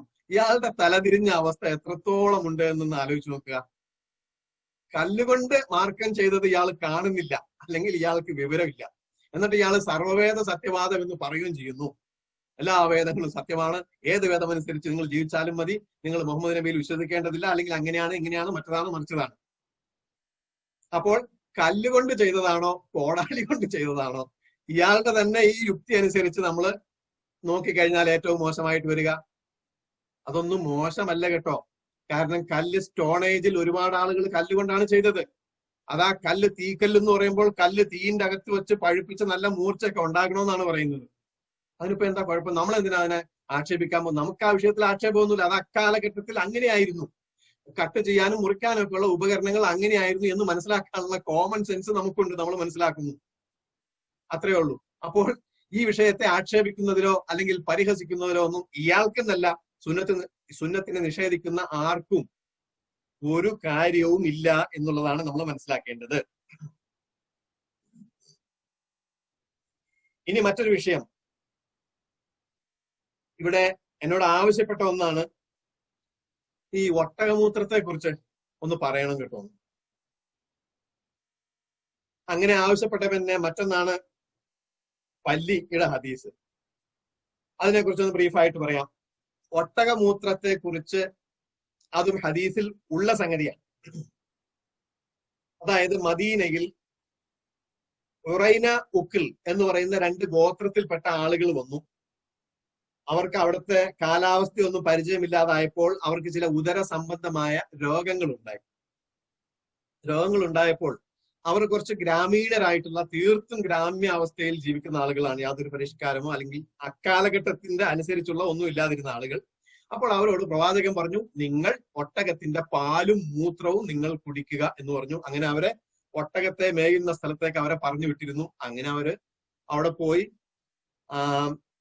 അവിടെ മേയാനായിട്ടുള്ള അല്ലെങ്കിൽ അവരുടെ മേയ്ക്കാൻ വേണ്ടി പ്രവാചകൻ നിശ്ചയിച്ചിരുന്ന ആ ഒരു വ്യക്തിയോടൊപ്പം ചേരുകയും അങ്ങനെ അതിന്റെ പാലും ആവശ്യത്തിന് മൂത്രവും ഒക്കെ കുടിച്ച് അവര് വളരെ സുന്ദര കുട്ടപ്പന്മാരായി അസുഖമൊക്കെ മാറിയതായിട്ട് ഹദീസിലുണ്ട്. മാറിയതായിട്ട് മാത്രമല്ല, പിന്നീട് അവർ ചെയ്ത കൊലപാതകത്തെ കുറിച്ചും അങ്ങനെ ആ കൊലപാതകത്തിന് പ്രതിശിക്ഷയായിട്ട് പ്രവാചകൻ അവരെയും കൊന്നതുമൊക്കെ ആയിട്ട് ഹദീസിലുണ്ട്. ഇവിടെ മൂത്രം കുടിച്ചു അല്ലെങ്കിൽ മൂത്രം കുടിക്കാൻ പറഞ്ഞു എന്നുള്ള ആദ്യമായിട്ട് മനസ്സിലാക്കേണ്ടത്, ഈ സംഭവം ഇസ്ലാമിക ശരീഅത്തിൽ ഒരു ദീൻ എന്നല്ല, സുന്നത്ത് എന്ന് പറഞ്ഞാൽ ദീൻ എന്നുള്ള നിലക്ക് നാം അനുഷ്ഠിക്കേണ്ടത് മാത്രമാണ് എന്ന് നമ്മൾ ഇതിന്റെ ഏറ്റവും ആദ്യത്തെ ക്ലാസ്സിൽ പറഞ്ഞിരുന്നു. ആയതുകൊണ്ട് ഇത് സുന്നത്തോ ശരീഅത്തിലെ ഒരു കൽപ്പിക്കപ്പെട്ട വസ്തുതയോ ഇസ്ലാമിലെ ഒരു ഷിആറോ ഷഈറത്തോ ഒന്നുമല്ല. അവരോട് ആ സാഹചര്യത്തിൽ പ്രവാചകൻ ഒരു നാട്ടുവൈദ്യം അല്ലെങ്കിൽ വളരെ അപൂർവമായി ചെയ്യപ്പെടുന്ന ഒരു സംഗതി എന്നുള്ള നിലക്ക് അവരോട് പറഞ്ഞതാണ്. അത്രമാത്രമേ ഉള്ളൂ. അപ്പോൾ ഇത് അവരോട് മാത്രമാണ്, ഇതൊരു സുന്നത്തൊന്നുമല്ല, ഇത് ഇസ്ലാമിൽ ഒരു പൊതു നിയമമല്ല എന്നുള്ളതിന് എന്താ തെളിവ്? അതിനുള്ള തെളിവ് ഇതൊരൊറ്റ സഹാബാക്കളും പിന്നീട് പിൻപറ്റിയിട്ടില്ല എന്നുള്ളത് തന്നെയാണ് തെളിവ്. കാരണം പ്രവാചകൻ പറഞ്ഞ ദീനിയായിട്ടുള്ള അനുധാവനം ചെയ്യപ്പെടേണ്ട ഏതെങ്കിലും കാര്യങ്ങൾ സ്വഹാബാക്കൾ പിൻപറ്റാതിരുന്നിട്ടുണ്ടോ? എന്നാൽ ഈ സംഭവം എടുത്തു നോക്കിക്കഴിഞ്ഞാൽ അവരോട് മാത്രമേ പറഞ്ഞുള്ളൂ, അവരങ്ങനെ ചെയ്തു, അത് പോയി. അതല്ലാതെ പിന്നീട് ഒരൊറ്റ സ്വഹാബിയും ഈ സംഭവം ചെയ്തതായിട്ട് നമുക്ക് കാണാൻ കഴിയില്ല. അഥവാ ഇതൊരു പൊതു ആയിട്ടുള്ള സ്വഭാവമല്ല. ഇത് ഇസ്ലാമിലെ ഒരു സുന്നത്തുമായിട്ട് ഇസ്ലാം കണക്ക് കൂട്ടുന്നില്ല. ഒരു പണ്ഡിതനും ഒരിടത്തും പറഞ്ഞിട്ടില്ല ഇതിങ്ങനെ സുന്നത്താണെന്നുള്ള ഒരു കാര്യവും പറഞ്ഞിട്ടില്ല. അഥവാ ഇതൊരു പൊതു നിയമമല്ല. ആയതുകൊണ്ട് ഇനി ആരെങ്കിലും പൊതു നിയമമാണെന്ന് ഏതെങ്കിലും യുക്തിവാദികൾക്കോ നിരീശ്വരവാദികൾക്കോ ഇസ്ലാമിന്റെ പേരിൽ കെട്ടിവെക്കണമെന്നുണ്ടെങ്കിൽ തൽക്കാലം അത് ഏറ്റെടുക്കാൻ മനസ്സില്ല, സൗകര്യമില്ല എന്ന് നിങ്ങൾ ഉറച്ചു പറയുക. അത് നമുക്ക് ഏറ്റെടുക്കാനുള്ള സൗകര്യമില്ല. അത് അക്കാലഘട്ടത്തിൽ അവരോട് മാത്രം പറഞ്ഞ ഒന്നാണ്. അപ്പോൾ പിന്നെ മറ്റൊരു സംഗതി ഇവിടെ നമ്മൾ മനസ്സിലാക്കേണ്ടത്, യൂറിനിൽ ഇത്തരത്തിലുള്ള എന്തെങ്കിലും മെഡിസിനൽ പ്രോപ്പർട്ടി ഉണ്ടോ എന്നുള്ള ഒരു അന്വേഷണം നമുക്ക് നടത്താവുന്നതാണ്. അങ്ങനെ അന്വേഷണം നടത്തുമ്പോൾ ഇപ്പോൾ നമുക്ക് ഒന്നാമതായിട്ട് ഞാൻ പറയാം, നമ്മുടെ ഭാരതത്തിൽ തന്നെ നമ്മുടെ സെൻട്രൽ ഗവൺമെന്റും സ്റ്റേറ്റ് ഗവൺമെന്റും അംഗീകരിച്ചിരിക്കുന്ന ആൾട്ടർനേറ്റീവ് മെഡിസിൻ എന്ന് പറയുന്ന ഒന്നാണ് ആയുർവേദിക് മെഡിസിൻ ആണല്ലോ. ആൾട്ടർനേറ്റീവ് മെഡിസിൻ ആയിട്ട് നമ്മൾ അംഗീകരിച്ചിട്ടുണ്ട്. അതിനെ അംഗീകരിക്കപ്പെട്ട ഈ മെഡിസിനിൽ ആയുർവേദത്തിൽ ഗോമൂത്രം എന്നുള്ളത് ഒരു മരുന്നായിട്ടാണ് പരിഗണിക്കപ്പെടുന്നത്. ആയുർവേദത്തിൽ അതിനെ നമ്മൾ ആക്ഷേപിക്കാൻ പോകേണ്ടതില്ല. ഗോമൂത്രം ഒരു മരുന്നായിട്ടാണ് അവർ പരിഗണിക്കുന്നത്. അതേ സമയത്ത് കാണുന്നതിനും കണ്ടതിനും പിടിച്ചതിനും ഒക്കെ ഓരോ ഗ്ലാസ് ഗോമൂത്രം എടുത്ത് കുടിക്കുക എന്നുള്ളതല്ല ആയുർവേദത്തിൽ. അതല്ല, ചില പ്രത്യേക രോഗങ്ങൾക്ക് ആയുർവേദത്തിൽ ഇത്തരം ചില ചികിത്സകൾ അവർ നിർദ്ദേശിക്കുന്നുണ്ട്. അത് ഇഷ്ടമുള്ളവർക്ക്, അതിനോട് തൃപ്തിയുള്ളവർക്ക് ആ ട്രീറ്റ്മെന്റ് ഫോളോ ചെയ്യാം. ഏതെങ്കിലും ഒരു ആയുർവേദ വിശ്വസ്തനായ ഡോക്ടർ ഇതിന്റെ മിക്സ് കൂടി കഴിച്ചുകൊണ്ട് നിങ്ങൾക്ക് ട്രീറ്റ്മെന്റ് നടത്താം എന്ന് പറഞ്ഞാൽ ഒരു ട്രീറ്റ്മെന്റ് പർപ്പസിൽ ആ കാര്യം ചെയ്യുന്നതിന് യാതൊരു വിരോധവുമില്ല എന്ന് നാം മനസ്സിലാക്കണം. ഞാൻ പറയാമെന്നത് ഒന്നുകൂടെ കടത്തി പറഞ്ഞാൽ, യൂറിൻ ആയുർവേദത്തിൽ മാത്രമാണെന്ന് തെറ്റിദ്ധരിക്കേണ്ടതില്ല. യൂറിനിൽ നിന്നും എക്സ്ട്രാക്ട് ചെയ്യുന്ന സംഗതികൾ ഉൾപ്പെടുത്തിക്കൊണ്ട് മെഡിസിൻ ഇന്ന് ലോകത്തെമ്പാടും ഉപയോഗിക്കുന്നുണ്ട്. നമ്മുടെ ഭാരതത്തിലുമുണ്ട്. ഇക്കൂട്ടത്തിലുള്ള നമ്മുടെ ഏതെങ്കിലും സഹോദരന്മാരുടെ വീടുകളിൽ ആരെങ്കിലും ഉപയോഗിക്കുന്നുണ്ട് എങ്കിൽ ഒന്ന് ശ്രദ്ധിക്കുക. അതുകൊണ്ടൊന്നും കുഴപ്പമൊന്നുമില്ല. അത് ഒരു വ്യക്തിക്ക് തൃപ്തിയാണ് എങ്കിൽ അത് കുഴപ്പമില്ല എന്നുള്ളതാണ് ഇത്തരം ഹദീസുകളൊക്കെ മുന്നിൽ വച്ചുകൊണ്ട് നാം പഠിക്കുമ്പോൾ നമുക്ക് മനസ്സിലാകുന്ന മറ്റൊരു കാര്യം. ഏതാണ് ആ മെഡിസിൻ എന്നുള്ളത് നമുക്ക് ഒന്ന് നോക്കിയേച്ച് വരാം. ഇത് നമ്മുടെ ഇന്ത്യയിലും ഉണ്ട്, പ്രിമാരിൻ. ഈ പ്രിമാരിൻ എന്ന് പറയുന്ന മെഡിസിൻ സ്ത്രീകൾക്ക് എസ്പെഷ്യലി അവരുടെ പോസ്റ്റ് മെനോപോസൽ കണ്ടീഷനിൽ സ്ത്രീകളുടെ ആർത്തവ ചക്രം നിലച്ചതിന് ശേഷം ഉണ്ടാകുന്ന പ്രശ്നങ്ങൾക്ക് പരിഹാരമായിട്ടാണ് പ്രിമാരിൻ നിശ്ചയിക്കപ്പെടുന്നത്. ഇനി കഥ അതല്ല, ഈ പ്രിമാരിൻ എന്തിൽ നിന്നാണ് ഉണ്ടാക്കുന്നത്? ടാബ്ലറ്റ് നമ്മൾ കണ്ടു.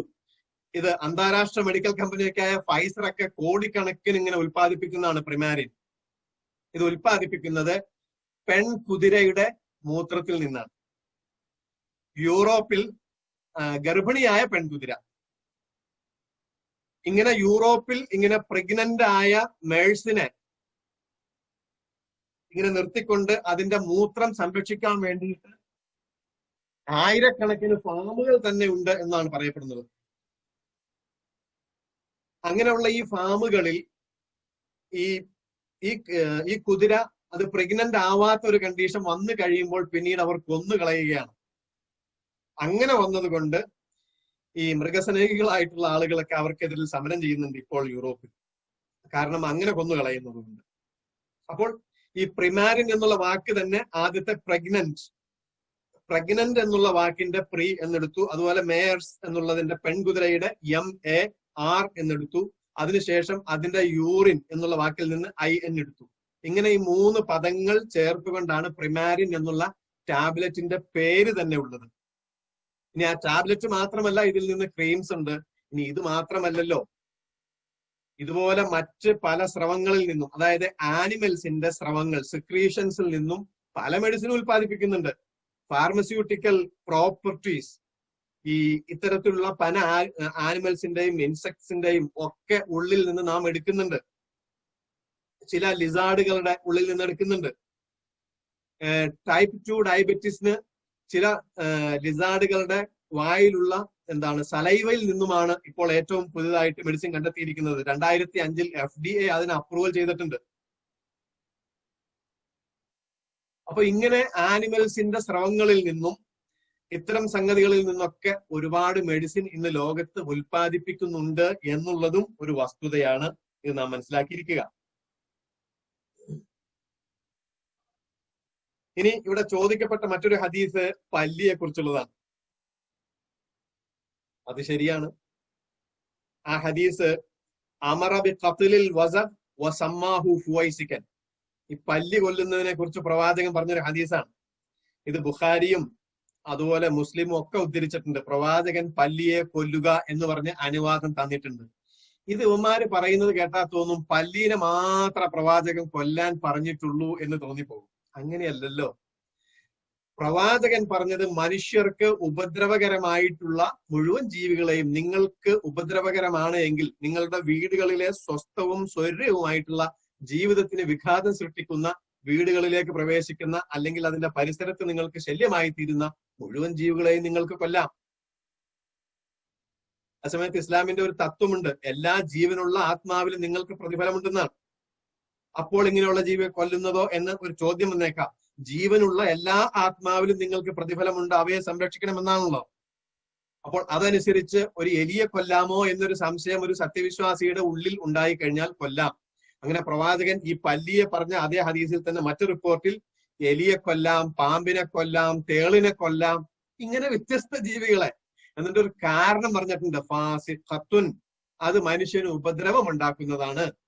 ഈ പല്ലിയെ കുറിച്ച് പറഞ്ഞ ഹദീസിൽ പറഞ്ഞിട്ടുണ്ട് ഫുവൈസിഖ്, അത് മനുഷ്യന് ഉപകാരം ഉണ്ടാക്കുന്നതാണ്. അപ്പൊ ഇങ്ങനെ ഇത്തരത്തിലുള്ള വ്യത്യസ്ത ജീവികളെയും, അതായത് അത് മനുഷ്യന് ഉപദ്രവം ഉണ്ടാക്കുന്നതാണ് എങ്കിൽ കൊല്ലാം എന്ന് പ്രവാചകൻ പറഞ്ഞിട്ടുണ്ട്. ഇത് കേൾക്കുമ്പോൾ ചിലർ പറയും, അപ്പൊ ബുഖാരിയിലുള്ള ഒരു റിപ്പോർട്ടിന്റെ അവസാനത്തിൽ ഇങ്ങനെയും കൂടി ഉണ്ട്, കാന യംഫഹു അലാ ഇബ്രാഹിം, ഇങ്ങനെയും കൂടി ഉണ്ടല്ലോ സാഹിബേ. എന്താണെന്നറിയാമോ? ഇങ്ങനെ പല്ലിയെ കൊന്നോ കാരണം അത് മനുഷ്യന് ഉപദ്രവം ഉണ്ടാക്കുന്നതാണ് എന്ന് പറഞ്ഞ ശേഷം പ്രവാചകൻ പറഞ്ഞു കാന യംഫഹു അലാ ഇബ്രാഹിം, ഇബ്രാഹിം നബി അലൈഹി സ്വലാത്തു വസ്സലാമിനെ അഗ്നികുണ്ഡത്തിൽ എറിഞ്ഞപ്പോൾ അവിടെ ആ തീയിനെ ഊതിക്കൊണ്ടിരുന്ന ഒന്നാണ്, അല്ലെങ്കിൽ അതിൽ ഊതിയ ഒരു ജീവിയാണ് പല്ലി. അതുകൊണ്ടല്ലേ കൊല്ലണേന്നാണ്. ഒറ്റയടിക്ക് പറയാൻ അതുകൊണ്ടല്ല, അതുകൊണ്ട് കൊല്ലാൻ പ്രവാചകൻ പറഞ്ഞിട്ടില്ല. അപ്പോൾ പിന്നെ എന്തിനാണ് ഈ സംഭവം പറഞ്ഞത്? ആ സംഭവം പറഞ്ഞത് ചരിത്രപരമായ ഒരു സംഭവം ഇതിനോട് ചേർത്ത് പറഞ്ഞു എന്ന് മാത്രമേ ഉള്ളൂ. ഏതുപോലെ വീടിന്റെ പരിസരത്തിലുള്ള പൊത്തുകളും മാളങ്ങളും ഒക്കെ അടക്കണം കേട്ടോ എന്ന് പറയാണ്. ഒരു മോള് ഇങ്ങനെ കല്യാണം കഴിച്ചു പോകുമ്പോൾ പറയാണെന്ന് വെച്ചോ. കാരണം നമ്മുടെ അമ്മാവൻ പാമ്പ് കടിച്ചാണ് മരിച്ചത് എന്നൊരാൾ പറഞ്ഞാൽ അതിനർത്ഥം എന്റെ അമ്മാവൻ പാമ്പ് കടിച്ച് മരിച്ചത് കൊണ്ട് ആണ് നിങ്ങൾ പാമ്പിനെ കൊല്ലേണ്ടത്, അല്ലെങ്കിൽ ആ പൊത്തുകളും മാളങ്ങളും അടക്കേണ്ടത് എന്നാണോ? അങ്ങനെയല്ലല്ലോ. പാമ്പ് എന്ന് പറയുന്ന ജീവി ഒരുപക്ഷെ അത് വെനമസ് ആണ്, അത് ഡേഞ്ചറസ് ആണ്, ചിലപ്പോൾ നമ്മുടെ ജീവിതം തന്നെ അപകടത്തിലാക്കിയേക്കും. അതുകൊണ്ടാണ്.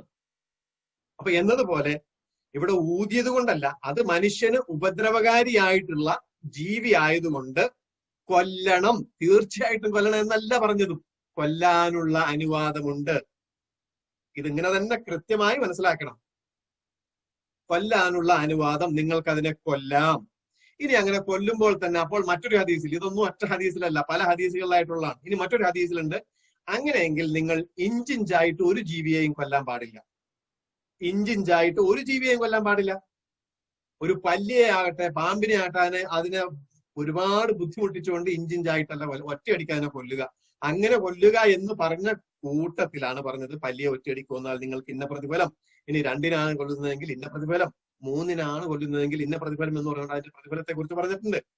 അപ്പോൾ അത് എല്ലാ ജീവികളോടും നമ്മൾ സ്വീകരിക്കേണ്ട ഒരു മാതൃകയാണ്. അതാണ് നമുക്ക് ഹലാലായിട്ടുള്ള ഒരു കോഴിയെ അറുത്താൽ പോലും നല്ല മൂർച്ചയുള്ള കത്തി ഉപയോഗിച്ച് അതിനെ ഒരൊറ്റയടിക്ക്, അതായത് വളരെ വേഗം തന്നെ അതുപോലും അറിയാത്ത അവസ്ഥയിൽ അതിനെ അറുക്കണം എന്ന് പറഞ്ഞതിന്റെ താല്പര്യം അതാണ്. ഏതൊരു ജീവിയെയും അങ്ങനെയാണ്, അതിന്റെ ജീവൻ അള്ളാഹു അതിന് നൽകിയതാണ്. അപ്പോൾ അതിനെ ഈ നിലക്ക് ഉള്ള ഒരു ചിന്ത നമ്മുടെ ഉള്ളിൽ ഉണ്ടായിരിക്കണം. ഇഞ്ചിഞ്ചായി കൊല്ലുന്ന ഒരു സാഹചര്യം അല്ലെങ്കിൽ അത്തരം ഒരു ക്രൂരത നമ്മുടെ ഭാഗത്തു നിന്ന് ഉണ്ടാകേണ്ടതില്ല. ണമെങ്കിൽ അവരവരുടെ ബെഡ്റൂമിൽ പല്ലികളുടെ പുറത്ത് കിടക്കണമെങ്കിൽ നമുക്കാർക്കും ഒരു വിരോധമില്ല, ഇസ്ലാമിനും വിരോധമില്ല, നമുക്കാർക്കും ഒരു വിരോധമോ ഒരു തടസ്സവും ഇല്ല. നിങ്ങളൊക്കെ പല്ലികളെ പിടിച്ചിട്ട് വലിയ പല്ലി സ്നേഹികളായി പല്ലികളെ കൂട്ടത്തോടെ വീട്ടിൽ കൊണ്ടുവന്ന് പാർപ്പിച്ചോളി, ഒരു കുഴപ്പമില്ല. ഒരു പല്ലി സ്നേഹികൾ ഇപ്പൊ ഇറങ്ങിയിട്ടുണ്ട് അങ്ങനെ ഹദീസിനെ കുറ്റം പറഞ്ഞുകൊണ്ട്. നിങ്ങളൊന്ന് ആലോചിച്ച് നോക്കുക, ആമസോണില് ഇന്ന് ഈ ക്ലാസ് കഴിയുമ്പോൾ നിങ്ങൾ ഓരോരുത്തരും ഒന്ന് സെർച്ച് ചെയ്ത് നോക്കിയേ, റാറ്റ് ട്രാപ്പ് എന്ന് പറഞ്ഞുകൊണ്ട് എലിയെ പിടിച്ച് കൊല്ലാനുള്ള ഈ സംഗതിക്ക് വേണ്ടി നിങ്ങൾ ആമസോൺ ഓൺലൈനിൽ ഏറ്റവും വലിയ ഓൺലൈൻ സ്റ്റോറിൽ ഒന്ന് സെർച്ച് ചെയ്ത് നോക്കിയേ. ഞാൻ ഇന്നലെ നോക്കിയിട്ട് അതിന്റെ പേജ് എനിക്ക് എണ്ണി തീർക്കാൻ കഴിഞ്ഞില്ല. ഞാനിങ്ങനെ നെക്സ്റ്റ് അടിച്ചിട്ട് ഇങ്ങനെ 7 or 8 പേജ് വരെ എണ്ണി. ഓരോ പേജിലും 8-9 ട്രാപ്പുകളുടെ ചിത്രം കൊടുത്തിട്ടുണ്ട്. അപ്പൊ ഒരു 8 പേജ് ആകുമ്പോ എത്രയായി? ഏകദേശം 10-60 ട്രാപ്പുകളുടെ ചിത്രം തന്നെ ആമസോൺ ഓൺലൈനിലുണ്ട്. ഇതിനൊന്നും ആർക്കും ഒരു വിഷയമില്ല. ഒരു പല്ലിയുടെ കാര്യത്തിലാണ് ഇത്ര വലിയ വിഷയം. അപ്പൊ അതുകൊണ്ട് പ്രിയപ്പെട്ട പല്ലി സ്നേഹികളെ, നിങ്ങളോട് നമുക്ക് യാതൊരു വിരോധവുമില്ല. നിങ്ങൾ പല്ലി സ്നേഹികളാകൂ. നിങ്ങൾ നിങ്ങളുടെ വീടുകളിൽ പല്ലികളെ വളർത്തിക്കൊള്ളുക. ഇസ്ലാമിനോ മുസ്ലിങ്ങൾക്കോ അതിൽ യാതൊരു വിരോധവുമില്ല എന്നാണ് ഇക്കാര്യം സംബന്ധിച്ച് നമുക്ക് പറയുവാനുള്ളത്. ഓക്കെ, ഇനി മറ്റൊരു സംശയം അപ്പൊ ഉണ്ടാകാം. എന്നാലും ജലീൽ സാഹിബ്, പല്ലി അങ്ങനെ ഊതിന്ന് നബി പറഞ്ഞു, അതൊരു പറച്ചലായി പോയില്ല, അതത്ര ശരിയാണോ? പല്ലി ഇബ്രാഹിം നബിയുടെ തീക്കുണ്ടത്തിൽ പല്ലി ഊതിയോ, അതൊരു ശരിയാണോ എന്ന് നമുക്ക് ആർക്കെങ്കിലും യുക്തിപരതയോട് ചോദിക്കുന്നുണ്ടെങ്കിൽ അത് മുസ്ലിമാണ് എങ്കിൽ മുസ്ലിങ്ങളെ സംബന്ധിച്ചിടത്തോളം അതിനൊരു പ്രശ്നവും ഉണ്ടാകേണ്ടതില്ല. എന്തുകൊണ്ട്? ഇതൊരു തീകുണ്ടത്തെ കുറിച്ചാണല്ലോ പറഞ്ഞത്. അതേ തീകുണ്ടത്തെ കുറിച്ച് അള്ളാഹു എന്താ പറഞ്ഞത്? ഹദീസിലല്ല കേട്ടോ, ഹദീസ് നിഷേധികൾക്കാണല്ലോ അപ്പൊ അവിടെ ഹദീസിൽ അങ്ങനെ പറഞ്ഞുകൊണ്ട് പ്രശ്നം. എന്നാൽ അള്ളാഹു എന്താ പറഞ്ഞ? അതേ തീകുണ്ടത്തെ കുറിച്ച് അള്ളാഹു എന്താ പറഞ്ഞ? ഖുൽ യാ നാറു കൂനി ബർദൻ വസലാമൻ അലാ ഇബ്രാഹിം. അള്ളാഹു തീന്റെ സ്വഭാവം എന്താ? കരിക്കുക എന്നുള്ളതാണ്. ഇബ്രാഹിമിനോട് പറഞ്ഞു, തീയെ നീ വളരെ തണുപ്പുള്ളത്, അതിന്റെ നേരെ വിപരീത സ്വഭാവത്തിലായി തീരുക എന്ന് പറഞ്ഞു. അങ്ങനെ ആയിത്തീർന്നു. ഇബ്രാഹിമിന് ഒരു പോറൽ പോലും ഏൽക്കാതെ, ഒരു രോമം പോലും കരിയാതെ ഇബ്രാഹിം അവിടുന്ന് രക്ഷപ്പെട്ടു പോന്നു എന്നുള്ളതാണ് നമ്മൾ മനസ്സിലാക്കിയിരിക്കുന്നത്. അതാണ് ഖുർആൻ പറയുന്നത്. ആലോചിച്ച് നോക്കുക, കൊള്ളാൻ കഴിയുന്ന മുസ്ലിമിന്, ഒരു മുസ്ലിമിന്റെ കാര്യമാണ് ഈ പറയുന്നത്. ഒരു പല്ലി അങ്ങനെ ചെയ്തു എന്ന് പറഞ്ഞാൽ അതിന് വിരോധം ഉണ്ടാകേണ്ടതില്ല. ഇനിയിപ്പോ യുക്തിവാദികളുടെ കാര്യമാണെങ്കിലും ഇത്തരത്തിലുള്ള ജീവികളൊക്കെ അതിന്റെ ഇര പിടിക്കുന്നതും അതിന്റെ പ്രത്യേകതകളും ഒക്കെ നിങ്ങൾ ആ ചാനലിലല്ല, മറ്റേ ചാനൽ, എന്താണ് അതിന്റെ പേര്, ആ ചാനൽ ഒന്ന് കണ്ടു നോക്കുക. ഇതൊരു ഡിഫറെന്റ് വേൾഡ് ആണ്. ജസ്റ്റ് ഈ അടുത്ത ദിവസം ഇന്നലെ എനിക്കൊരാൾ അയച്ചു തന്നത്, എന്റെ ഇതിൽ കിട്ടിയത് കുഴിയാന ഇര പിടിക്കുന്നത്. കുഴിയാന ഇര പിടിക്കുന്നതുണ്ട്. അത് കണ്ടു കഴിഞ്ഞപ്പോഴാണ് ഇത്രയും കാലം നമ്മൾ മനസ്സിലാക്കിയതൊക്കെ വളരെ തെറ്റായി പോയത്. കുഴിയാന അത് ഇര പിടിക്കുന്നത് എത്രയോ ശക്തമായിട്ടുള്ള രീതിയിലാണ് അതിന്റെ ആ കുഴിയിൽ. അപ്പൊ ഓരോ ജീവികൾക്കുമുള്ള കഴിവിനെ നമ്മൾ അണ്ടർ എസ്റ്റിമേറ്റ് ചെയ്യരുത്. അതുപോലെ തന്നെ ഇനി വേറെ സംഗതി, ഒരു പല്ലി ഊതി എന്നുള്ളതിൽ സത്യവിശ്വാസിക്ക് വിഷമം ഉണ്ടാകേണ്ടതില്ല. അതേ ഖുർആൻ തന്നെയാണ് പറഞ്ഞത്. എന്താണ് പറഞ്ഞത്? ഉറുമ്പ് സംസാരിക്കുന്നത് സുലൈമാൻ നബി കേൾക്കുകയും ഫതബസ്സമ ലാഹിക, ആ സുലൈമാൻ നബി പുഞ്ചിരിച്ചു അതിന്റെ സംസാരം കേട്ടുകൊണ്ട്. അതുപോലെ മറ്റ് എന്താണ് ഹുദ്ഹുദ്, എന്താണ് അതിന്റെ പേര് മലയാളത്തിൽ? ഹുദ്ഹുദ്, വുഡ്പെക്കർ, എന്താണ് അതിന്റെ മരംകൊത്തി പക്ഷി. ഈ മരംകൊത്തി വന്നുകൊണ്ട് സുലൈമാൻ നബിയോട് രാജ്ഞിയെ കുറിച്ച് ഉള്ള വാർത്ത അറിയിക്കുകയാണ്. അപ്പൊ ഇങ്ങനെയുള്ള സംഭവങ്ങളൊക്കെ ഉണ്ട്. ഇതൊക്കെ മറ്റൊരു ഡിഫറെന്റ് വേൾഡാണ്.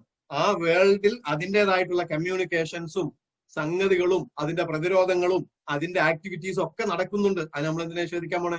അത് ഖുർആൻ തന്നെ പറഞ്ഞാണല്ലോ, എല്ലാം അല്ലാഹുവിന് തസ്ബീഹ് ചെയ്യുന്നു.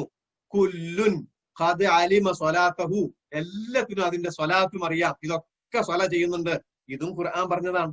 അപ്പോൾ സത്യവിശ്വാസിക്ക് ഇവിടെ ഒന്നും ഒരു പ്രശ്നവും ഉണ്ടാകേണ്ടതില്ല. സമയം കഴിഞ്ഞോ? കുഴപ്പമില്ല, നമുക്ക് ഒന്ന് രണ്ട് കാര്യങ്ങളോട് ഞാൻ വേഗം പറയാം. ഇനി അടുത്തത്,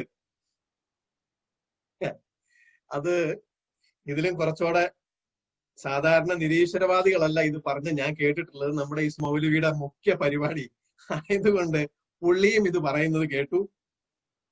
എന്താണ് പറയുന്നത്? മൂസ നബിയുടെ ഒരു പ്രശ്നമാണ്. മൂസ നബി നഗ്നനായി ഓടി.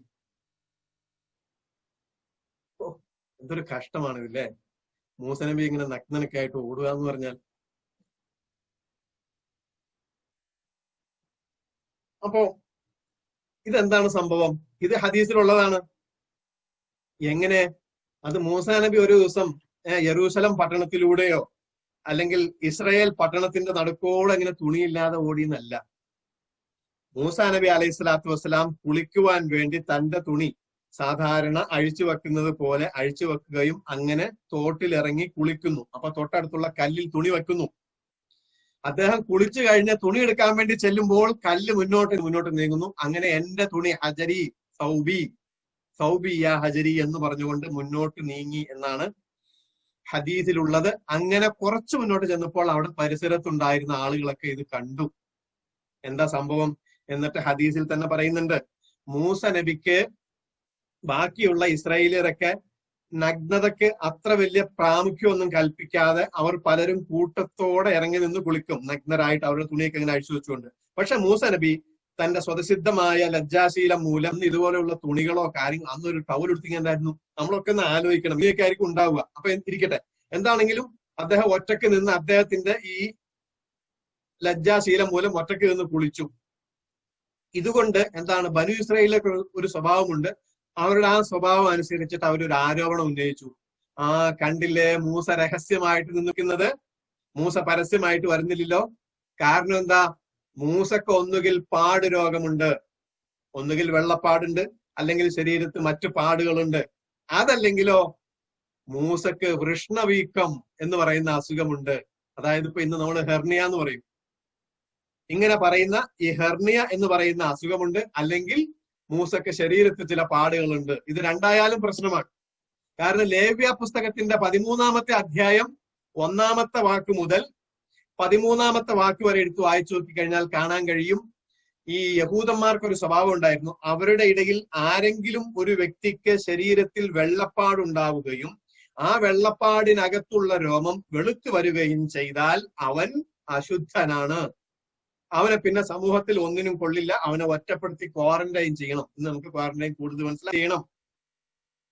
ഇനി ഒരു വ്യക്തിക്ക് വെള്ളപ്പാടുണ്ട്, പക്ഷെ അത് കറുത്ത രോമമാണ് അതിൻ്റെ അകത്തുള്ളതെങ്കിൽ ആ വ്യക്തിയെ 2 ആഴ്ച ക്വാറന്റൈൻ ചെയ്യുകയും എന്നിട്ട് പുരോഹിതന്മാർ ആ വ്യക്തിയെ പരിശോധിക്കുകയും ചെയ്യണം. അങ്ങനെ ആ പാട് വ്യാപിക്കുന്നുണ്ട്, വീണ്ടും അത് വളരുന്നുണ്ട് എങ്കിൽ അവനെയും അശുദ്ധനായി ഗണിക്കണം. അവന് സമൂഹത്തിൽ ഒരു സ്ഥാനവുമില്ല. ഇതൊക്കെ ലേവ്യ പുസ്തകത്തിൽ ഉള്ളതാണ് കേട്ടോ. ഇദ്ദേഹം സത്യവേദം എന്ന് പറയുന്ന ലേവ്യ പുസ്തകത്തിലുള്ളതാണ്. അതുപോലെ തന്നെ വൃഷ്ണത്തിന് വീക്കമുണ്ടെങ്കിൽ, അപ്പൊ ഇത് അവരുടെ ഒരു പൊതുവായ ആരോപണമായിരുന്നു. ഈ ആരോപണം അവർ ഉന്നയിച്ചു മൂസാ നബിക്കെതിരിൽ. പക്ഷെ മൂസാ നബിക്ക് അത് ഇല്ല എന്ന് പറഞ്ഞുകൊണ്ട് കാര്യമില്ലല്ലോ. അപ്പോൾ സ്വാഭാവികമായും അള്ളാഹു സുബ്ഹാനഹു വ തആല അതിനൊരു സാഹചര്യമൊരുക്കി.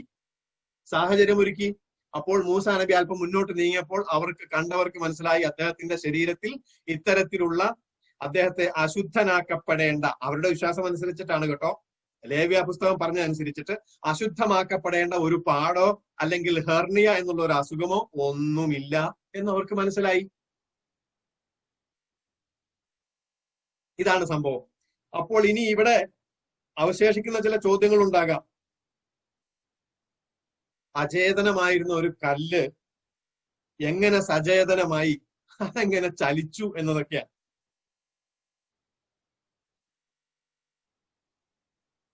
അതിന് നമുക്ക് ഒരൊറ്റ വാക്കിൽ ഉത്തരം കിട്ടും. ഇത് അധികം സുന്നത്ത് നിഷേധികളാണ് ഈ പറയുന്നതെന്ന് പറഞ്ഞല്ലോ. സുന്നത്ത് നിഷേധികളെ ഓർമ്മപ്പെടുത്തുകയാണ്, അചേതനമായിരുന്ന മൂസയുടെ വടി അൽഖി അസാക തൽഖഫ്, ആ വടി താഴേക്കിടുക എന്നാണ് മൂസയോട് അള്ളാഹു പറഞ്ഞത്. അങ്ങനെ ഒരു അചേതനമായ വടി താഴേക്കിട്ടപ്പോൾ എന്താ സംഭവിച്ചേ? ആ വടി അവിടെ സചേതനമായോ? അത് ചലിച്ചോ? അതായത് മൂസയുടെ തുണിയും വഹിച്ചുകൊണ്ട് കല്ല് അല്പം മുന്നോട്ട് നീങ്ങി എന്നുള്ളത് ഒരു അത്ഭുതമാണ്. പക്ഷെ അത് അത്ഭുതമാണെങ്കിൽ ഈ വടി പാമ്പായത് അത്യത്ഭുതമാണ്. അത്യത്ഭുതമാണ്. എന്തുകൊണ്ട്? കല്ല് ചലിച്ചപ്പോൾ കല്ല് തന്നെ ആയിട്ടാണ് ഇരുന്നത്. അതിന് രൂപമാറ്റം സംഭവിച്ചിട്ടില്ല, രൂപാന്തരം സംഭവിച്ചിട്ടില്ല. അതേ സമയത്ത് ഈ വടി ചലിച്ചപ്പോഴോ വടി വടിയല്ലാതായി രൂപാന്തരം പ്രാപിച്ച് മറ്റൊരു ജീവിയായി പ്രാപിക്കുകയും ജീവൻ ഉണ്ടാവുകയും ചെയ്തു എന്ന് മനസ്സിലാക്കണം. അപ്പോൾ ഇപ്പറയുന്നതിലും അത് ചലിച്ചു എന്നുള്ളതിൽ എന്തെങ്കിലും അസ്വാഭാവികത തോന്നുന്നുണ്ട് എങ്കിൽ അതൊക്കെ പ്രകൃതിയുടെ ചില നിയമങ്ങൾ അങ്ങനെ ചിലപ്പോൾ ബ്രേക്ക് ചെയ്യാറുണ്ട്. ഇനി അതൊക്കെ പോട്ടെ സഹോദരന്മാരെ, ഇപ്പൊ നമ്മൾ എന്തിനാ ഒരു കല്ല് ചലിച്ചപ്പോഴത്തേക്കും അതൊരു വലിയ സംഭവമായിട്ട് നമ്മൾ കൊണ്ടുനടക്കുകയാണ്. ഇപ്പൊ നമ്മളിപ്പോ ഈ ഇരിക്കുന്ന ഭൂമി ഇവിടെ ചുമ്മാ നിൽക്കുകയാണോ ചെയ്യുന്നത്? ഇപ്പൊ നമ്മുടെ ഈ ക്ലാസ് തുടങ്ങിയിട്ട് 1 മണിക്കൂറിൽ ഏറെയായി, 1.25 എനിക്ക് തോന്നുന്നുണ്ട്. എന്തായാലും 1 മണിക്കൂറിൽ ഏറെയായല്ലോ. ഈ 1 മണിക്കൂർ കൊണ്ട് നമ്മളിപ്പോ എത്ര സ്പീഡിലാണ് സഞ്ചരിച്ചുകൊണ്ടിരുന്നത്? ഞാനിവിടെയാണ്, നിങ്ങൾ അവിടെയാണ്. പക്ഷെ നമ്മൾ സഞ്ചരിച്ചുകൊണ്ടിരുന്നു. 1 മണിക്കൂറിൽ നമ്മുടെ ഭൂമിയുടെ റൊട്ടേഷൻ 1000 മൈലാണ്. ഒന്ന് ആലോചിച്ച് നോക്കുക. അപ്പൊ ഏകദേശം ഒന്ന് കൺവെർട്ട് ചെയ്തോ, എത്ര കിലോമീറ്റർ വരും? ഇത്രയും കിലോമീറ്റർ ഇപ്പൊ നമ്മൾ സഞ്ചരിച്ചോ? ഇവിടെ ഇരുന്നതിന് ശേഷം ഈ ഇരുന്ന ഇരിപ്പിൽ നമ്മൾ സഞ്ചരിച്ചു കഴിഞ്ഞു. നമ്മുടെ ഭൂമി അത്ര സ്പീഡിൽ കറങ്ങി. ഇതിനേക്കാൾ സ്പീഡുണ്ട് നമ്മുടെ ഭൂമി സൂര്യനെ ചുറ്റുന്നതിന്, ഇല്ലേ? അത് 1 സെക്കൻഡിൽ 30 കിലോമീറ്റർ ആണ്. ഇപ്പൊ 2 സെക്കൻഡ് 3 സെക്കൻഡ്, ഈ സെക്കൻഡിലൊക്കെ ഓരോ സെക്കൻഡിലും 30 കിലോമീറ്റർ വെച്ച് നമ്മളിങ്ങനെ പാഞ്ഞുകൊണ്ടിരിക്കുകയാണ്. നമ്മുടെ ഈ ഭൂമിക്ക് വല്ല ജീവനുണ്ടോ? ജീവനില്ലാത്ത ഈ സാധനം നമ്മളെ വഹിച്ചുകൊണ്ട് ഇത്ര സ്പീഡിൽ പായുന്നു എന്ന് നമ്മൾ അംഗീകരിച്ച കാര്യമല്ലേ? ഇതൊക്കെ പ്രകൃതിയിൽ നടന്നുകൊണ്ടിരിക്കുന്ന ചില കാര്യങ്ങൾ മാത്രമാണ് എന്നാണ് സൂചിപ്പിക്കാനുള്ളത്.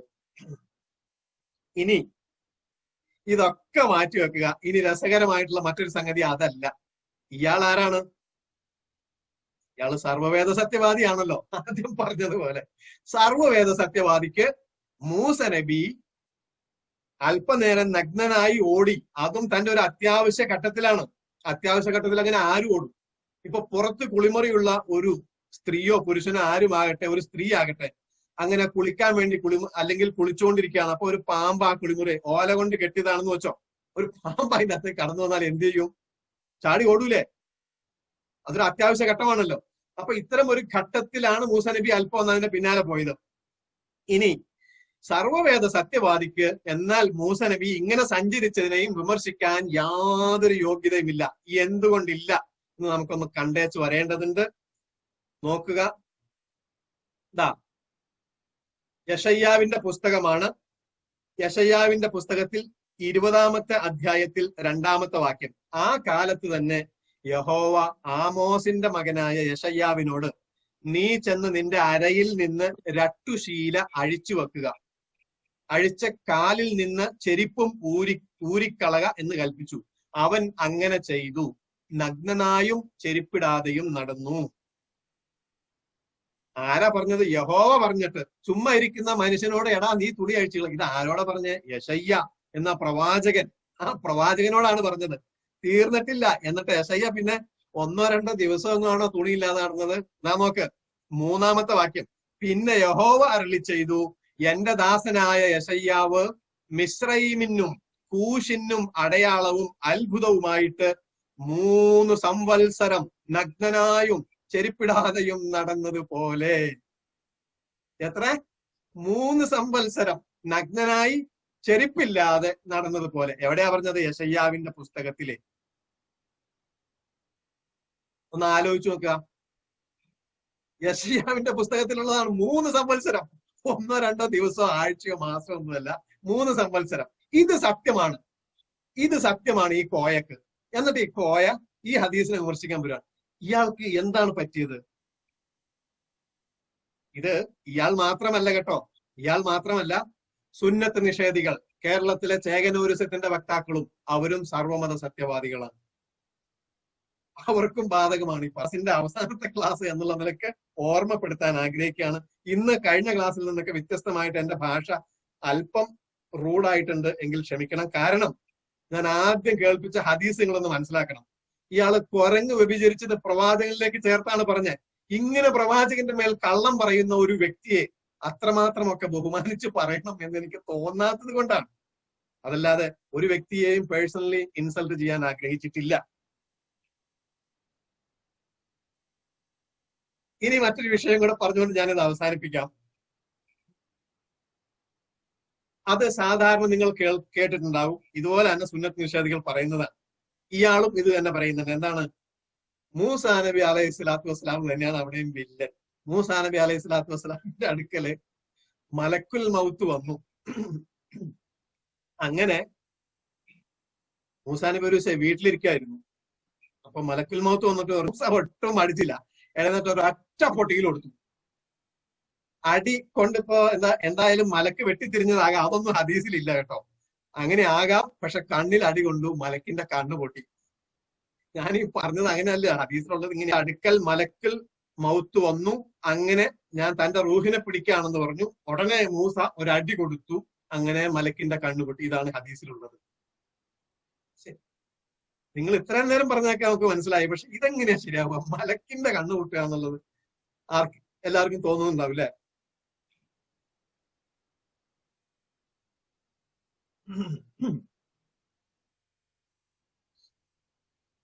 അപ്പോ ഇതെന്താ സംഭവം? ആദ്യമായിട്ട് നമ്മൾ മനസ്സിലാക്കണം, ഈ മലക്കുകൾ സാധാരണഗതിയിൽ പ്രത്യക്ഷപ്പെടുന്നത് എങ്ങനെയാണ്? സാധാരണഗതിയിൽ മലക്കുകൾ പ്രത്യക്ഷപ്പെടുന്നത് എങ്ങനെയാണ്? അതിന് നമ്മൾ ഖുർആനിലേക്കൊന്ന് മറിച്ചു നോക്കണം. ഈ മലക്കുകൾ പ്രത്യക്ഷപ്പെടുന്നതൊക്കെ മനുഷ്യരൂപത്തിലാണ് എന്ന് നമുക്ക് കാണാൻ കഴിയും, ഇല്ലേ? എന്താ തെളിവ്? ആദ്യമായിട്ട് നോക്കുക. ഇബ്രാഹിം നബി അലൈഹി സ്വലാത്തു വസ്സലാമിന്റെ അടുക്കൽ മലക്കുകൾ വന്ന സംഭവം ഖുർആനിൽ പരാമർശിക്കുന്നുണ്ട്. അങ്ങനെ മലക്കുകൾ വന്നപ്പോൾ ഇബ്രാഹിം നബി എന്താ ചെയ്തത്? നിങ്ങൾക്കൊക്കെ അറിയാം. ഒന്ന് ഓർത്തെടുത്താൽ മതി. ഇബ്രാഹിം നബിയും ഭാര്യയും കൂടെ അവർക്ക് നല്ല വീട്ടിലേക്ക് വിളിച്ചിരുത്തി ക്ഷണിച്ച് നല്ല ബീഫ്, ബിഇജ്ലിൻ സമീൻ എന്ന് കാണാം, നല്ല ബീഫ് ഉണ്ടാക്കി കൊണ്ടുവന്ന് അവരുടെ മുമ്പിൽ വെക്കുകയാണ്. അതിഥികളാണല്ലോ. അപ്പോൾ അതിഥികൾക്ക് മുമ്പിൽ ബീഫ് ഉണ്ടാക്കി കൊണ്ടുവന്നു. ഇനിയിപ്പോ ഇത് ബീഫ് കേട്ടിട്ട് ഇനി ഖുർആനിൽ ബീഫ് കൊണ്ടുവന്നുകൊണ്ട് പ്രശ്നമാക്കണ്ട.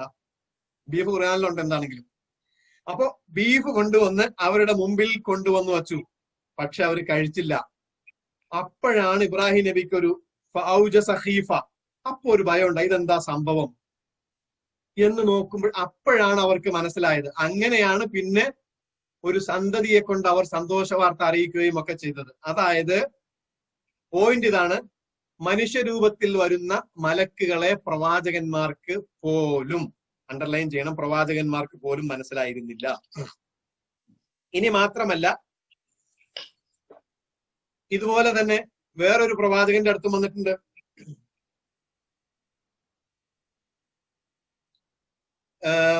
ലൂത്ത് നബിയുടെ അടുത്ത് വന്നിട്ടോ അദ്ദേഹത്തോടും പറഞ്ഞില്ലേ? അദ്ദേഹം എന്താ പറഞ്ഞ്? അദ്ദേഹത്തിന്റെ വീട്ടിൽ അതിഥികളായി വന്നപ്പോൾ ലൂത്ത് നബി അലൈഹി സ്വലാത്തു വസ്സലാം പറഞ്ഞു, ആളുകൾ അപ്പോഴത്തേക്കും ഈ സ്വർഗാനുരായികളായിട്ടുള്ള ഹോമോസെക്ഷൽസ് അദ്ദേഹത്തിന്റെ വീടിന് ചുറ്റും കൂടിയോ നല്ല ആളുകൾ വന്നിട്ടുണ്ട് എന്ന് പറഞ്ഞുകൊണ്ട്. അപ്പൊ അദ്ദേഹം പറഞ്ഞു, ഇതെന്റെ അതിഥികളാണ്, നിങ്ങൾ എന്റെ അതിഥികളെ ഒന്നും ചെയ്യരുത്, ഞാൻ എന്റെ പെൺമക്കളെ നിങ്ങൾക്ക് വിവാഹം ചെയ്തു തരാം, അതാണല്ലോ ഏറ്റവും നല്ലത്. അലൈസബീക്കും റജുലുൻ റഷീദ്, ഒറ്റ ചൊവ്വുള്ളവനും നിങ്ങളുടെ കൂട്ടത്തിൽ ഇല്ലേ എന്ന് ലൂത്ത് നബി ചോദിക്കുന്നത് ഖുർആൻ എടുത്തുദ്ധരിക്കുന്നുണ്ട്. അപ്പോൾ എന്താ, എന്റെ പെൺമക്കളെ നിങ്ങൾക്ക് വിവാഹം ചെയ്തു തരാം എന്ന് ലൂത്ത് നബി പറയാനുള്ള കാരണം എന്താ? ഇത് മലക്കുകളാണെന്ന് ഇദ്ദേഹത്തിന് മനസ്സിലായിട്ടില്ല. മനസ്സിലായെങ്കിൽ പിന്നെ അതിനൊന്നും പറയേണ്ട ആവശ്യമില്ലല്ലോ. അപ്പോൾ മലക്കുകൾ വന്നാൽ എന്തുണ്ടാവില്ല? അത് പ്രവാചകന്മാരാകട്ടെ, പിന്നെ സാധാരണ മനുഷ്യർക്ക് ഒട്ടും മനസ്സിലാവില്ല. അത് പ്രവാചകന്റെ മുമ്പിൽ തന്നെ പ്രവാചകനോട് ചേർന്നിരുന്നു കൊണ്ട്, ഒരാള് പ്രവാചകന്റെ തുടയോട് ചേർന്നിരുന്നു കൊണ്ട് ഇങ്ങനെ അദ്ദേഹത്തിന്റെ തുടയിൽ കൈവച്ചുകൊണ്ട് ചില ചോദ്യങ്ങളൊക്കെ ചോദിച്ചു. എന്താണ് ഈമാൻ, എന്താണ് ഇഹ്സാൻ എന്നൊക്കെ. അപ്പൊ സഹാബാക്കൾ കണ്ടിരുന്നുകൊണ്ട് ഇത് ആരാണ് ഈ മനുഷ്യൻ ഇത്ര ചേർന്നിരിക്കുന്നത്? എന്നിട്ട് അദ്ദേഹം പോയി. അപ്പൊ പ്രവാചകൻ ചോദിച്ചു, ആരാണിതെന്ന് അറിയാമോ എന്ന് ചോദിച്ചു. ഇല്ല, ഇത് ജിബ്രീലാണ്. കണ്ടില്ല, ഒരു മനുഷ്യരൂപത്തിലാണ്. അപ്പൊ മനുഷ്യരൂപത്തിൽ വരുമ്പോൾ ഇതൊന്നും മനസ്സിലാകില്ല ഒറ്റയടിക്ക്. അപ്പൊ എന്താണെങ്കിലും അങ്ങനെ ഈ സംഭവം ഇതാണ്. അപ്പൊ മൂസാ നബി കണ്ണു പൊട്ടിച്ചാണുള്ള പ്രശ്നം. ഇപ്പൊ മൂസാ നബി തന്റെ വീട്ടിലിരിക്കുമ്പോൾ ഇങ്ങനെ ഒരു മലക്ക് വന്നു, ഒരു വ്യക്തി, ഒരു മനുഷ്യൻ തന്റെ വീട്ടിലേക്ക് കടന്നു വരിക. അങ്ങനെ കടന്നു വന്നുകൊണ്ട് പറയുന്നു, ഞാൻ താങ്കളുടെ ആത്മാവ് എടുക്കാൻ പോവാണ്. ആഹാ, മൂസാ നബിക്കാണെങ്കിൽ പല ശത്രുക്കളും ഉണ്ടല്ലോ, എത്രയോ ശത്രുക്കളായ ശത്രുക്കളും അവരോട് പോരാട്ടം തന്നെയായിരുന്നു ജീവിതം. ഏകദേശം മുഹമ്മദ് നബിയെ പോലെ തന്നെയാണല്ലോ, ജീസസ് ക്രൈസ്റ്റിനെ പോലെയല്ല, പോരാട്ടത്തിന്റെ നാളുകളാണ്. അപ്പൊ ഇത് എന്റെ ശത്രു ഇപ്പൊ എന്റെ ജീവൻ എടുക്കാൻ വന്നിരിക്കുകയാണോ എന്ന ധാരണയിൽ മൂസാ നബി ഒരൊറ്റ അടി കൊടുത്തിട്ടുണ്ടാവും. അങ്ങനെയാണല്ലോ പിന്നെ കണ്ണു പൊട്ടുക അല്ലെങ്കിൽ അടി കൊള്ളുക. ഒറ്റ അടി കൊടുത്തു, അത് ഉറപ്പാണ്. അതാണ് സംഭവം ഹദീസിൽ പറഞ്ഞിരിക്കുന്നത്. അപ്പൊ അവിടെ അവശേഷിക്കുന്ന ഒരു ചോദ്യമുണ്ട്, മൂസാ നബി അങ്ങനെ അടിക്കുമോ? ഒരു പ്രവാചകൻ അങ്ങനെ ക്ഷിപ്ര റിപ്ലൈ, എന്താണ്, വളരെ ക്ഷിപ്രസാധ്യമായിട്ട് ഇത്തരത്തിൽ ഒരു റിയാക്ഷൻ, ഒരു സഡൻ റിയാക്ഷൻ ഇങ്ങനെ ഉണ്ടാകുമോ ഒരു പ്രവാചകനിൽ നിന്ന് എന്നൊരു ചോദ്യം അവശേഷിക്കാം. എങ്കിൽ അതിനുള്ള ഉത്തരം ഒരു ആയത്തോട് കേൾപ്പിക്കാം. ഒരായത്താണ്, സൂറത്തുൽ ഖസസിലെ ഒരായത്താണ്. فوجد فيها رجلين يقتتلان هذا من شيعته وهذا من عدوه فوكسه موسى فقضى عليه هذا من عمل الشيطان. എന്താ സംഭവം? മൂസാ നബി വരുമ്പോൾ രണ്ടുപേര് തമ്മിൽ വഴക്കൂടിക്കൊണ്ടിരിക്കുകയാണ്. ആയത്താണ് സൂറത്തുൽ ഖസസിലെ. ഇപ്പൊ തന്നെ എടുത്തു നോക്കിക്കോ, ഈ ക്ലാസ് കഴിഞ്ഞ ശേഷം എടുത്തു നോക്കിയാൽ മതി. സൂറത്തുൽ ഖസസിലെ ആയത്താണ്. യഖ്തത്തിലാൻ, രണ്ടുപേര് തമ്മിൽ വഴക്കടിക്കുകയാണ്. ഹാദാ മിൻ ഷിഅതിഹി, ഒരാൾ തന്റെ പാർട്ടിയിൽപ്പെട്ടതും, അതുപോലെ വഹാദാ മിൻ അദുവിഹി, മറ്റൊരാൾ തന്റെ ശത്രുക്കളിൽപ്പെട്ട ആളുമാണ്. അങ്ങനെ രണ്ടുപേർ തമ്മിൽ അടികൂടിയപ്പോൾ ഫസ്തഗാസഹുല്ലദീ മിൻ ഷിഅതിഹി, ആയത്ത് പറയാണ്, തന്റെ സമുദായത്തിൽപ്പെട്ട, തന്റെ സംഘത്തിൽപ്പെട്ട ഈ വ്യക്തി, ഈ അടികൂടിക്കൊണ്ടിരുന്ന ഒരാൾ തന്റെ സമുദായത്തിൽപ്പെട്ടവരാണ്, അവൻ ഒരു സഹായം ചോദിച്ചു. അപ്പോൾ മൂസാ നബി ഇടപെട്ടു. ഫവക്കസഹു മൂസ, ഒരൊറ്റ അടി മൂസ അവിടെ കൊടുത്തു. അടിയല്ല, നല്ലൊരു പ്രഹരം, ചെസ്റ്റിനിട്ട് പ്രഹരിക്കുന്നതാണ് വക്സ് എന്ന് പറയുക, വക്സ് അറബിയിൽ. ഫവക്കസഹു മൂസ, ഒരു വക്സ്, ഒരൊറ്റ ഇടി, ഒരു പ്രഹരം നൽകി. എന്താ സംഭവിച്ചേ? അലൈഹി, കഥ കഴിഞ്ഞു, വ്യക്തിയുടെ കഥ കഴിഞ്ഞു. ഖുർആനിലുള്ളതാണ് സുഹൃത്തുക്കളെ, നിങ്ങൾക്ക് അറിയുന്ന കാര്യമാണല്ലോ. അലൈ, വ്യക്തിയുടെ കഥ കഴിഞ്ഞു അതോടുകൂടി.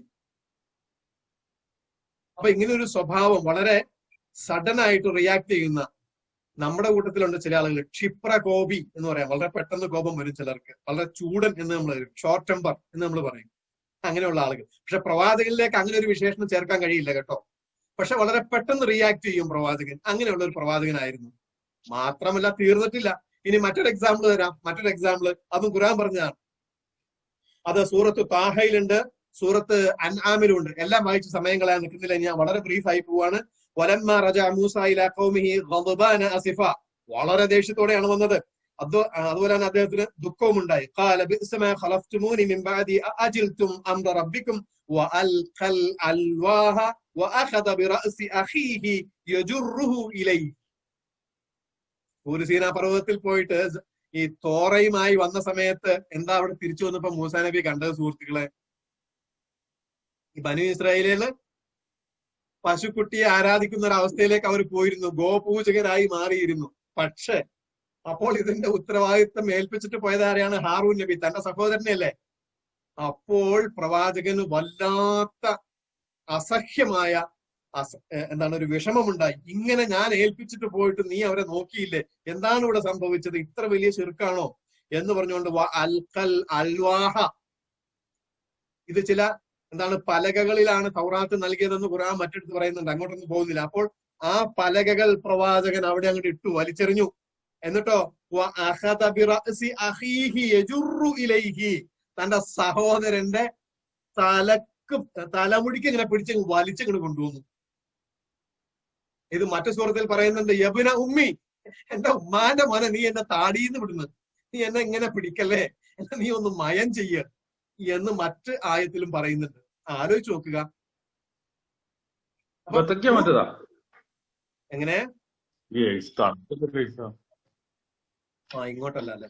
അപ്പൊ ഇതൊക്കെയാണ് സംഭവത്തിലുള്ളത്. അപ്പൊ ഇങ്ങനെ വളരെ പെട്ടെന്ന് റിയാക്ട് ചെയ്യുന്ന ഒരു സ്വഭാവം ആർക്കുണ്ട്? മൂസാ നബിക്കുണ്ട്. ആരാ പറഞ്ഞത്? അല്ലെങ്കിൽ പാഠം എവിടുന്ന? ഇത് ഖുർആനിലുള്ളതാണ്. ഖുർആൻ ആയത്തുകൾ ഇപ്പോൾ വളരെ കൃത്യവും വ്യക്തവുമായ ആയത്തുകൾ നിങ്ങളുടെ മുമ്പിൽ വെച്ചു. ആയതുകൊണ്ട് ഇങ്ങനെ മനുഷ്യരൂപത്തിൽ പ്രത്യക്ഷപ്പെട്ടിട്ട് ഒരാൾ പറയാണ് ഞാൻ നിന്റെ ജീവൻ എടുക്കാൻ പോവാണ്, അത് സ്വന്തം വീട്ടിലേക്ക് കയറി വന്നിട്ട് നമ്മളാണെങ്കിൽ ചെയ്യില്ലേ, പോളാ എന്ന് പറഞ്ഞുകൊണ്ടൊന്നും കൊടുക്കില്ലേ കഴിവുണ്ടെങ്കിൽ. അപ്പൊ മൂസാ നബി ശക്തനായ വ്യക്തി ആയിരുന്നുകൊണ്ട് ഒന്ന് കൊടുത്തു, അങ്ങനെ അടി കൊണ്ടു കണ്ണുപൊട്ടി. പക്ഷെ സംഭവം ഇങ്ങനെയാണ്. അത് കഴിഞ്ഞിട്ട് പിന്നീട് അള്ളാഹുവിന്റെ അടുക്കിലേക്ക് എന്നിട്ട് തിരിച്ചു പറഞ്ഞു, ഇങ്ങനെയാണ് എനിക്ക് സംഭവിച്ചത് എന്ന് പറഞ്ഞു. അപ്പോൾ അള്ളാഹു വീണ്ടും പറഞ്ഞു വിട്ടു, നീ ഇനി ചെല്ലേ. അപ്പൊ വീണ്ടും ഈ സംഗതികളെല്ലാം കൃത്യമായിട്ട്, അതായത് പൊട്ടിയ കണ്ണൊക്കെ എല്ലാം ശരിയായി വീണ്ടും തിരിച്ചു വന്നപ്പോൾ മൂസാ നബിക്ക് കാര്യം മനസ്സിലായി. അപ്പൊ ഇത് മലക്ക് തന്നെയാണ് എന്ന് മൂസാ നബിക്ക് കാര്യം മനസ്സിലായതോടുകൂടി പിന്നീട് മൂസാ നബി എന്തായി? ഓക്കെ, അങ്ങനെയെങ്കിൽ ഞാൻ ഓക്കെ ആയിക്കോട്ടെ, എന്റെ റൂഹിനെ പിടിച്ച, പക്ഷെ ഈ പുണ്യഭൂമിയായ ബൈത്തുൽ മുഖദ്ദസിലേക്ക് അടുക്കുന്ന ഒരു ഭാഗത്ത് വെച്ചിട്ട് എന്റെ റൂഹ് പിടിക്കുക എന്നൊരു ആവശ്യം ഉന്നയിച്ചു എന്നുള്ളതാണ്. ഇനി ഞാൻ മുമ്പ് സൂചിപ്പിച്ചതുപോലെ ഞാൻ മറ്റൊരു സംഗതി പറയാൻ വിട്ടുപോയി. ഇവിടെ നഗ്നമായിട്ട് ഇവിടെ ഈ മൂസാ നബി നഗ്നനായി നടന്ന സമയത്ത് പറഞ്ഞൊരു സംഗതി, അദ്ദേഹത്തിന്റെ ചില സംഗതികൾ സൂചിപ്പിച്ചതുപോലെ ഇനി ഞാൻ വിട്ടുകളയാണ്. ഇനി എന്തെങ്കിലും മറ്റെപ്പോഴെങ്കിലും സാഹചര്യം കിട്ടുമ്പോൾ പറയാം. ഈ പറഞ്ഞത് തന്നെ സർവ്വവേദ സത്യവാദി, എല്ലാത്തിന്റെ അവസാനം പറഞ്ഞതുപോലെ മൂസാ നബിയുടെ കണ്ണുപൊട്ടല, ഈ മൂസാ നബി ചൂണ്ടിക്കാണിച്ചതുപോലെ നമുക്ക് ഇയാള് സർവ്വവേദ സത്യവാദം പറയുന്ന വ്യക്തിയാണല്ലോ, ആ വേദത്തിലേക്കൊന്ന് ഓടി വന്നിട്ട് ഇത് അവസാനിപ്പിക്കാം. ഇൻഷാ അല്ലാഹ് നിങ്ങൾ എല്ലാവരും ഇത്രയും നേരം ക്ഷമിച്ചിരുന്നതിന് എല്ലാവരോടും ഞാൻ നന്ദി പറയുകയാണ്. ആദ്യം നഗ്നതയെ കുറിച്ച് പറഞ്ഞല്ലോ, ഈ മൂസാ നബി നഗ്നനായി ഓടിയെന്ന്. അതിനകത്ത് ഇതാ ഒന്ന് നോക്കുക. യഹോവ പിന്നെയും അരുളി ചെയ്തെന്നാൽ, സിയോൻ പുത്രിമാർ നിഗളിച്ച് കഴുത്ത് നീട്ടിയും എറികണ്ണിട്ടുകൊണ്ടും സഞ്ചരിക്കുകയും തത്തിത്തത്തി നടക്കുകയും കാൽ കൊണ്ട് ചിലമ്പൊലി കേൾപ്പിക്കുകയും ചെയ്യുന്നു. ഇതു നിമിത്തം യഹോവ സിയോൻ പുത്രിമാരുടെ നെറുകേക്ക് ചൊറി പിടിപ്പിക്കും. എന്ത് ചൊറിയാണോ പിടിപ്പിക്കുന്നതെന്ന് അറിയില്ല. യഹോവയാണ് കേട്ടോ ചെയ്യുന്നത്, അള്ളാഹു ചെയ്യുന്ന കാര്യമാണ് ഈ പറയുന്നത്. യഹോവ അവരുടെ ഗുഹ്യപ്രദേശങ്ങളെ നഗ്നമാക്കും. സ്ത്രീകളെ സൂക്ഷിച്ചോ, സർവവേദ സത്യവാദിയുടെ മുമ്പിൽ ഇതൊക്കെ സമർപ്പിക്കുകയാണ്. അപ്പൊ സ്ത്രീകളുടെ ഗുഹ്യപ്രദേശങ്ങളെ യഹോവ നഗ്നമാക്കും, അവരുടെ തലയിൽ കുരുട്ടു ചൊറിയും വരട്ടു ചൊറിയും പിടിപ്പിക്കും എന്നാണ് പറയുന്നത്. ഇനി വൈക്കം മുഹമ്മദ് ഒന്നും ഒരുപാട് എഴുതി ഇടങ്ങേറാവാൻ നടക്കേണ്ട ആവശ്യമില്ല. ഇവിടെ യഹോവയുണ്ട് ഈ ചൊറിയൊക്കെ പിടിപ്പിക്കാൻ. ഇത് ഇനി മറ്റൊരു സംഗതിയാണ്. ഈ നഗ്നതയെ കുറിച്ച് പറഞ്ഞപ്പോ ഞാൻ എടുത്തു വച്ചിരുന്നതാണ്, പക്ഷെ ഞാൻ സമയം കൊണ്ട് സ്കിപ്പ് ആയതാണ്. ലൂത്ത് നബി അലൈഹി സ്വലാത്തു വസ്സലാമിനെ കുറിച്ച് ബൈബിൾ പറയുന്നതാണ്. ലൂത്ത് നബി അലൈഹി സ്വലാത്തു വസ്സലാം അങ്ങനെ ഈ സംഗതിയൊക്കെ കഴിഞ്ഞ് ഒരു ഗുഹയിലേക്ക് പോയി താമസിക്കുകയും അങ്ങനെ താമസിച്ചപ്പോൾ അദ്ദേഹത്തിന്റെ പുത്രിമാർ, സ്വപുത്രിമാർ ലൂത്ത് നബിക്ക് ഇതാ കണ്ടില്ലേ ഈ പാത്രം, വീഞ്ഞ് ഊറ്റി കൊടുക്കുകയാണ്. വീഞ്ഞ് ഊറ്റി കൊടുത്ത് അങ്ങനെ സ്വപുത്രിമാർ അവരോടൊപ്പം ശയിച്ചു. ഓരോ ദിവസവും ഓരോ പുത്രി ശയിച്ച് അങ്ങനത്തെ ഓരോ പുത്രിമാരും ഗർഭവതികളായി. ഇത് ആർട്ടിസ്റ്റിന്റെ ഭാവനയിലുള്ളതാണ് ഈ ചിത്രം. ലൂത്ത് നബിയുടെ 2 പെൺമക്കൾ. ഇതൊക്കെ നേക്കഡ് ആയിരുന്നത് ഞാനൊന്ന് സെൻസർ ചെയ്തതാണ്. എന്റെ സെൻസർ ബോർഡിലൂടെ കടന്നു പോയപ്പോൾ ഇവിടെയുള്ള സംഗതിയൊക്കെ ഞാനത് ഒന്ന് ഹൈഡ് ചെയ്തതാണ്. അപ്പൊ ഇവര് ഇങ്ങനെ ശയിച്ചു എന്ന് മാത്രമല്ല, നഗ്നതയും ഒക്കെ വെളിപ്പെടുത്തി ഇൻസെസ്റ്റ് സെക്സ് നടത്തി എന്ന് മാത്രമല്ല, ഈ പരമ്പരയിലൂടെയാണ് പിന്നീട് അവോമ്യരും പിന്നെ മറ്റൊരു സമുദായം കൂടെ പറയുന്നുണ്ട്, ലോകത്ത് അവരുണ്ടായത് ഈ പരമ്പരയിലൂടെയാണ് എന്ന് മാത്രവുമല്ല, നമ്മുടെ മഹാനായ ജീസസ് ക്രൈസ്റ്റ് ഉണ്ടായത് ഈ പരമ്പരയിലൂടെ വരുമ്പോഴാണ് എന്നുള്ള വളരെ ദുഃഖകരമായ വസ്തുതയും കൂടെ നമ്മൾ മനസ്സിലാക്കേണ്ടതുണ്ട്.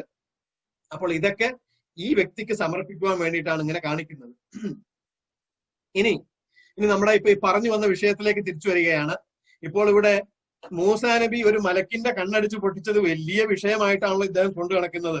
എന്നാൽ സർവവേദ സത്യവാദിയായ ഈ മനുഷ്യന് അതിനെക്കുറിച്ചൊന്നും ഒരക്ഷരം ഉരിയാടാനുള്ള യോഗ്യതയോ അവകാശവും ഇല്ല. എന്തുകൊണ്ടെന്നാൽ ഇവിടെ ഒരു മലക്കിന്റെ കണ്ണിനാണ് അല്പം പൊട്ടലും ചീറ്റലും ഉണ്ടായതെങ്കിൽ ഇദ്ദേഹം സത്യമെന്ന് പറയുന്ന വേദമനുസരിച്ച് ദൈവം തന്നെ പരാജയപ്പെട്ടു പോയി ജേക്കബിന്റെ മുന്നിൽ.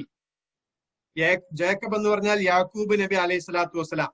യാക്കൂബിന് ഇസ്രായേൽ എന്ന മറ്റൊരു പേരുമുണ്ടെന്ന് നമുക്ക് മുസ്ലിങ്ങൾക്കൊക്കെ അറിയാം. ആ പേര് എങ്ങനെയാണ് വന്നത് എന്ന് നിങ്ങൾ ഒന്ന് കേൾക്കുക. ഇവിടെ ഇത് ഉൽപ്പത്തി പുസ്തകത്തിലെ 25-ാമത്തെ വാക്യമാണ്. ഉൽപ്പത്തി പുസ്തകത്തിൽ 32-ാം അധ്യായത്തിൽ 25-ാം വാക്യം മുതൽ 28-ാം വാക്യം വരെ.